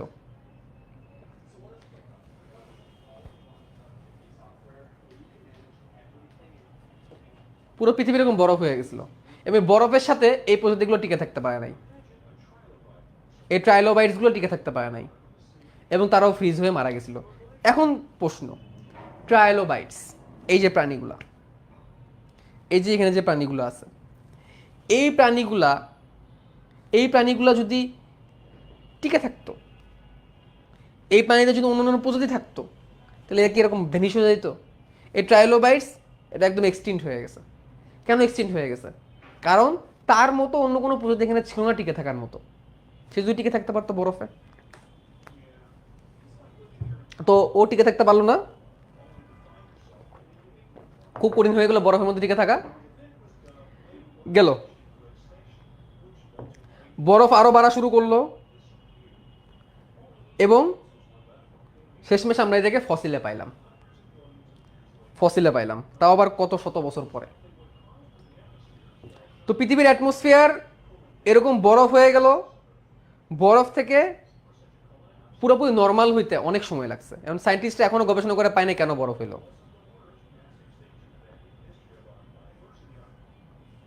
সরি, এক মিনিট পিছিয়ে আগে গেছিলাম।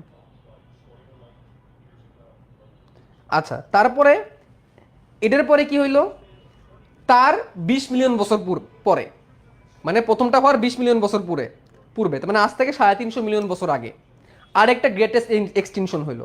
এক্সটিনশন মানে হচ্ছে বিলুপ্তি, ঠিক আছে? সেই গ্রেটের এক্সটিনশনে কি হইলো, পৃথিবীর তাপ হঠাৎ করে অনেক বেড়ে গেল, এবং অনেক আর্থ্রোপোডা পর্বের প্রাণী ওই সময় মারা গেল, নাই হয়ে গেল, যেগুলো আমরা ফসিল আকারে পরে পাইছি। সায়েন্টিস্টরা ফসিল দিয়ে গবেষণা করে বোঝে যে এখন কি অবস্থা। এবং 75% প্রাণী ওই সময় পৃথিবীর বিলুপ্ত হয়ে গেছিল, পৃথিবীর টেম্পারেচার হঠাৎ করে বেড়ে যাওয়ার কারণে, ঠিক আছে? এবং পৃথিবীর টেম্পারেচার হঠাৎ করে খুব বেড়ে গেছিল এই কারণে। এখন বলা যে কেন বাড়ছিল, ধারণা করা হয়ে থাকে এটা বাড়ার পেছনে কারণ হচ্ছে ভলকানিক কারণ। ভলকানিক কারণ মানে কি, ওই যে অগ্নেয়গিরির অগ্নি উৎপাত, এগুলা, ঠিক আছে? তো অতিরিক্ত উত্তাপের কারণে যারা পানির মধ্যে বসবাসকারী ছিল তারা টিকে থাকতে পারলো না, মাটিতে যারা ছিল তারা হঠাৎ করে গাছপালা হয়ে জায়গা শুরু করলো, অক্সিজেনের পরিমাণ বাড়ায় দিল, এবং এই অক্সিজেনের পরিমাণ বাড়ার কারণে অনেক বেশি বৃষ্টিপাত শুরু হলো, অনেক বেশি কি হলো, বৃষ্টিপাত হওয়া শুরু করলো। এবং অনেক বেশি বৃষ্টিপাত হওয়ার ফলে কি হইলো, কিছু কিছু প্রাণী, যে এই টাইপের কিছু কিছু প্রাণী, তারা পানি থেকে ডাঙায় আসার চেষ্টা করলো, কারণ ডাঙার পরিবেশ ভালো। অনেকে পারলো, অনেকে পারলো না। যারা পারলো তারা টিকে থাকলো, যারা পারলো না তারা মারা গেল, ঠিক আছে? অনেকে মারা গেল। এবং এটার পিছনে কারণ দাঁড় করাইলো, গরম হওয়ার পিছনে কারণ দাঁড় করলো লাভা বা ভলক্যানো, এগুলোকে দাঁড় করানো হইলো। তো গেল এভাবে করে দ্বিতীয় এক্সটিংশনটা গেল। আজ থেকে 250 বছর আগে, 250 মিলিয়ন বছর আগে আরেকটা এক্সটিংশন হইলো, সেখানেও পুরো পৃথিবীর তাপমাত্রা বেড়ে গেল, ঠিক আছে? এবং এটার কারণে ভলক্যানোকে দাঁড় করানো হয়েছে। ভলক্যানো মানে হচ্ছে আগ্নেয়গিরি অগ্নি উৎপাত, এবং অনেক প্রজাতি এখানে নষ্ট হলো। এবং বলা হয়ে থাকে পৃথিবীর সব থেকে বড় এক্সটিংশন ছিল এটা, 96% প্রজাতি শেষ হয়ে গেছিল ওই সময়, বিশেষ করে সমুদ্রের 96% প্রাণী, পৃথিবীর 96% প্রাণী আজ থেকে 250 মিলিয়ন বছর আগে নাই হয়ে গেছিল, মাত্র 4% টিকে ছিল, ঠিক আছে? কত পার্সেন্ট? মাত্র 4%। তো এই 4% থেকে শুরু হয় নতুন জার্নি।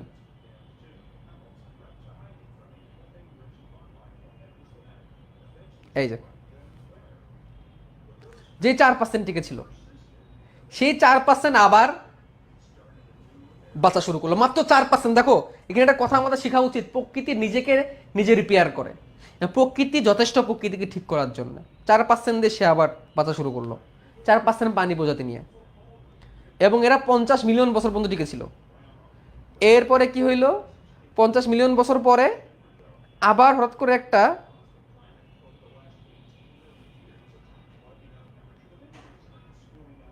কোনো জায়গায় বরফ হয়ে গেল, কোনো জায়গায় আবার লাভার এক্সপ্লোশন হইলো, এবং অনেকে মারা গেল। এবং ওই সময় যে ঘটনাটা ঘটলো, একটু খেয়াল করে, এখানে খুবই গুরুত্বপূর্ণ একটা কথা বলবে, সমুদ্রের যে পিএইচ, সেই পিএইচটা অ্যালকালাইন লেভেলে চলে আসলো। অ্যালকালাইন লেভেল মানে কি, নর্মাল বা ক্ষারীয় লেভেলে চলে আসলো, যার কারণে পানির নিচে যে জীবগুলো ছিল সেগুলো বাঁচতে পারলো, কারণ অ্যাসিডিক পরিবেশে টিকে থাকা খুব আগে অ্যাসিডিক ছিল। এবং সেই সময়ই ডাইনোসরের উৎপত্তি হইল। প্রকৃতি ভালো, প্রকৃতি ভালো অবস্থায় আছে, ডাইনোসরের উৎপত্তি হইল। তো ডাইনোসর থাকা শুরু করলো। হঠাৎ করে সর্বশেষ যে এক্সটিংশন হইল পৃথিবীর, পঞ্চম এক্সটিংশন, একটা অ্যাস্ট্রয়েড এসে আজ থেকে 65 মিলিয়ন বছর আগে পৃথিবীতে আঘাত করলো, একটা বড় একটা অ্যাস্ট্রয়েড। এবং এই অ্যাস্ট্রয়েড পৃথিবীতে আঘাত করার ফলে কি হইল, এত বেশি দূষণ হইল, এত বেশি গ্যাস তৈরি হইল যে এই ডাইনোসরগুলা এগুলো নিতে পারলো না। এবং যারা বেঁচে গেছিল এই অ্যাস্ট্রয়েড অ্যাটাকের ফলে তাপমাত্রা এত কমে গেছিল যে ডাইনোসরগুলা অনেকে হাইবারনেশনে যে মারা গেছিল। এবং এত বেশি গ্যাস প্রডিউস হয়ে গেছিল ওইসব জায়গায়, এই গ্যাসের কারণে ডাইনোসরগুলো মারা যাচ্ছিল। তো ডাইনোসরের সাথে তো সবাই মারা যাচ্ছিল, তাই না? তো ডাইনোসর বেশি কেন মারা গেল? ডাইনোসর অনেক বড় ছিল। তো ওই সময় কি হলো, ওইসব গ্যাসের কারণে বায়ুমণ্ডলে অনেক সালফিউরিক অ্যাসিড গ্যাস তৈরি হলো। সালফিউরিক অ্যাসিড গ্যাস আকারে তৈরি হলো, কারণ সালফার ছিল অনেক বেশি। ওইসব অ্যাস্ট্রয়েড এসে ধাক্কা লাগলো, ফলে সালফার উৎপাদন হলো অনেক বেশি। এই সালফার বায়ুমণ্ডলে মিশে সালফিউরিক অ্যাসিড তৈরি করলো। এই সালফিউরিক অ্যাসিড বৃষ্টির সাথে অ্যাসিড বৃষ্টি তৈরি করলো। অ্যাসিড বৃষ্টি তৈরি করে পানিতে গেল। পানির যে ইনভায়রনমেন্টটা এতদিন অ্যালকালাইন ছিল, ক্ষারীয় ছিল, এটা হঠাৎ করে অম্লীয় হয়ে গেল। এখন বলো, এই পানির এগুলো বাঁচবে? পানির এসব প্রাণীগুলো বাঁচবে অ্যালকালাইন পরিবেশ, অ্যাসিডিক পরিবেশে? এটার জন্য দরকার অ্যালকালাইন, হঠাৎ করে হয়ে গেলে অ্যাসিডিক, এটা বাঁচতে পারবে না। বলে হাই হাই কই আসলাম। কিন্তু তারপরেও অনেকে বাঁচছে। তারপরেও ওই ঘটনায় 75% পানি মারা গেছে অ্যাস্ট্রয়েডের আঘাতে, আজ থেকে 65 মিলিয়ন বছর আগে 75% পানি পৃথিবীর মারা গেছে। ডাইনোসর তো শেষ হয়েছেই। কিন্তু কিছু ক্রোকোডাইল, কিছু কচ্ছপ টিকে গেছে, জলীয় পরিবেশে টিকে গেছে। কেন টিকছে? কারণ তাদের অ্যালকালাইন আর অ্যাসিডিকে কোনো প্রবলেম হয় না। এখন কি বুঝছো যোগতমে টিকে থাকা কাকে বলে? বলো, যোগতমে টিকে থাকা কাকে বলে বুঝছো? কেন অনেক বেশি প্রযুক্তি থাকা দরকার বুঝছো? সেই প্রযুক্তি টিকে যাবে এবং তারাই পরবর্তীতে সামনে আগায় যাবে। ওই 4% যদি টিকে না থাকতো, তাহলে আজকে এই পর্যন্ত কিছুই থাকতো না, যদি সব জিরো হয়ে যেত। ঠিক আছে, এই 4%। এবং আরেকটা ব্যাপার দেখো, ডাইনোসরগুলো কেন মারা গেল? ডাইনোসরগুলো মারা গেল কোনো অ্যাসিড বৃষ্টির কারণে। অ্যাসিড বৃষ্টি, গ্যাস, এগুলোর কারণে। অ্যাসিড বৃষ্টির হাত থেকে কেমন এত বড় বড় প্রাণীগুলো রক্ষা করবে? এত বড় বড় প্রাণী, এত বড় বড় ডাইনোসর, তারা কি গুহার মধ্যে যে লুকাইতে পারবে? পারবে না। একটা কথা খেয়াল করো, গুহার মধ্যে লুকানো এই যে ছোট্ট ইঁদুর গুহার মধ্যে লুকাই যেতে পারছে। বলা হয়ে থাকে 25 কেজি ওজনের বেশি যত পানি ছিল সব নাই হয়ে গেছে। 25 কেজি ওজনের বেশি যত পানি ছিল সব নাই হয়ে গেছে। 25 কেজি নিচে যারা ছিল তারা এই যে গুহার মধ্যে লুকাই যেতে পারছে, তারা বেঁচে গেছে। এই 65 মিলিয়ন বছর আগে যদি ডাইনোসর মারা যায়, ডাইনোসর কি রেপটিলি, সরীসৃপ, এবং কিছু কিছু আছে পাখি প্রজাতির, এরা যদি মারা না যেত, আজকে এই ম্যামালিয়ানদের এই আধিপত্য পৃথিবীতে হতো না। আমরা কি ম্যামালিয়ানরা? আমরা টিকতেই পারতাম না ডাইনোসরদের সামনে। এই যে 65 মিলিয়ন বছর আগে যে গ্রেটেস্ট এক্সটিনশন হইল একটা পৃথিবীর, পঞ্চম এক্সটিনশন, এর ফলে সকল সরীসৃপদের ওয়াট লেগে গেল। শুরু হইল ম্যামালিয়ানদের আধিপত্য, তখন ছোট ছোট ম্যামালিয়ানগুলো বেঁচে গেল। দেখছো, প্রকৃতির সাথে টিকে থাকা ম্যামালিয়ানগুলো বেঁচে গেল। এই ম্যামালিয়ানদের ফলে বাঘ সিংহের আধিপত্য শুরু হইল। এবং আমরা আস্তে আস্তে এই মাটিতে আসা শুরু করলাম, এবং আস্তে আস্তে আস্তে আস্তে ডেভেলপমেন্টটা হইলো। কিন্তু এটা একটু বেশি বেশি। তো এখন বুঝছো যোগ্যতমের টিকে থাকা কত ইম্পর্টেন্ট। এখন বুঝছো বিভিন্ন পরিবেশে টিকে থাকার জন্য নিজের দেহের কাঠামো, জেনেটিক পরিবর্তন কেন দরকার। পৃথিবীর সব প্রাণী যদি একই রকম হইতো, প্রজাতিগত বৈচিত্র্য যদি না থাকতো, এক একটা এক্সটিংশন হইতো, সকল প্রাণী মারা যেত। এক একটা এক্সটিংশন হইতো, ওই প্রজাতি একদম ভ্যানিশ হয়ে যেত। সকল স্তন্যপায়ী ভ্যানিশ হয়ে যেত, সকল রেপটিলি ভ্যানিশ হয়ে যেত, সকল মাছ ভ্যানিশ হয়ে যেত। আজকে আমরা মাছ খেতে পারতাম না। যখন পৃথিবীর পানি সব অ্যালকালাইন থেকে অ্যাসিডিক হয়ে গেল, ওই মুভমেন্টে যদি সকল মাছ মারা যাইতো, জলীয় পরিবেশ যখন ক্ষারীয় থেকে অ্যাসিডিক হয়ে গেল বা নর্মাল থেকে অ্যাসিডিক হয়ে গেল, তখন যদি সকল মাছ মারা যেত, আমরা কি আজকে মাছ খাইতে পারতাম? পারতাম না, আজকে কোনো মাছই আমরা পাইতাম না। এবং সায়েন্টিস্টরা বলতেছে 5টা বড় বড় এক্সটিনশন হয়ে গেছে। এক্সটিনশন মানে বিলুপ্তি। পৃথিবীর 6ষ্ঠ এক্সটিনশনের দিকে আগাচ্ছে, পৃথিবীর 6ষ্ঠ এক্সটিনশনের দিকে আগাচ্ছে, এবং সেই এক্সটিনশনের ভিকটিম হবে মানুষ, এবং এগুলো হচ্ছে তার কারণ। কিন্তু মানুষের হাতে এখনো সময় আছে, এই যে দেখো কারণ। কারণ এক একটা এক্সটেনশন থেকে আরেকটা এক্সটেনশনে যাইতে কয়েক মিলিয়ন বছর লাগছে। তো মানুষের হাতে এখনো সুযোগ আছে নিজেকে সংশোধন করা। মানুষ যদি নিজেকে সংশোধন করতে পারে তাহলে মানুষ তার নিজেকে এই এক্সটেনশনের হাত থেকে বাঁচাতে পারবে। তাহলে আজকে এই পর্যন্তই, আমরা এই চ্যাপ্টারের প্রথম অংশ শেষ করলাম। এই লেকচারটা সাধারণত নেওয়া হতো না। যারা আর্কাইভ ক্লাস করছো, যারা ম্যারাথন ক্লাস করছো, তারা কিন্তু এটা পাও নাই। পাইছো কি? পাও নাই। নেক্সট দিন থেকে আমরা শ্রেণীবিন্যাসের ভিত্তি থেকে পড়া শুরু করব। ঠিক আছে? ওকে, তোমরা আজকে নোট আপলোড করতে পারো, বাট চাইলে পরশু দিন একসাথে আপলোড করতে পারো না। আজকে তো তেমন কোনো নোট নাই, আজকে সব ছিল কনসেপ্টের আলোচনা। ঠিক আছে? তো আজকে যে বেশি জিনিস পড়াইলাম না, আজকে যা পড়াইলাম সব থিওরিটিক্যাল, গল্প গল্পে পড়াইছি, বাট নেক্সট দিন থেকে কিন্তু পড়ার জিনিস শুরু হবে। আজকে কিন্তু গল্প গল্পে চলে গেছে। ওকে, আল্লাহ হাফিজ।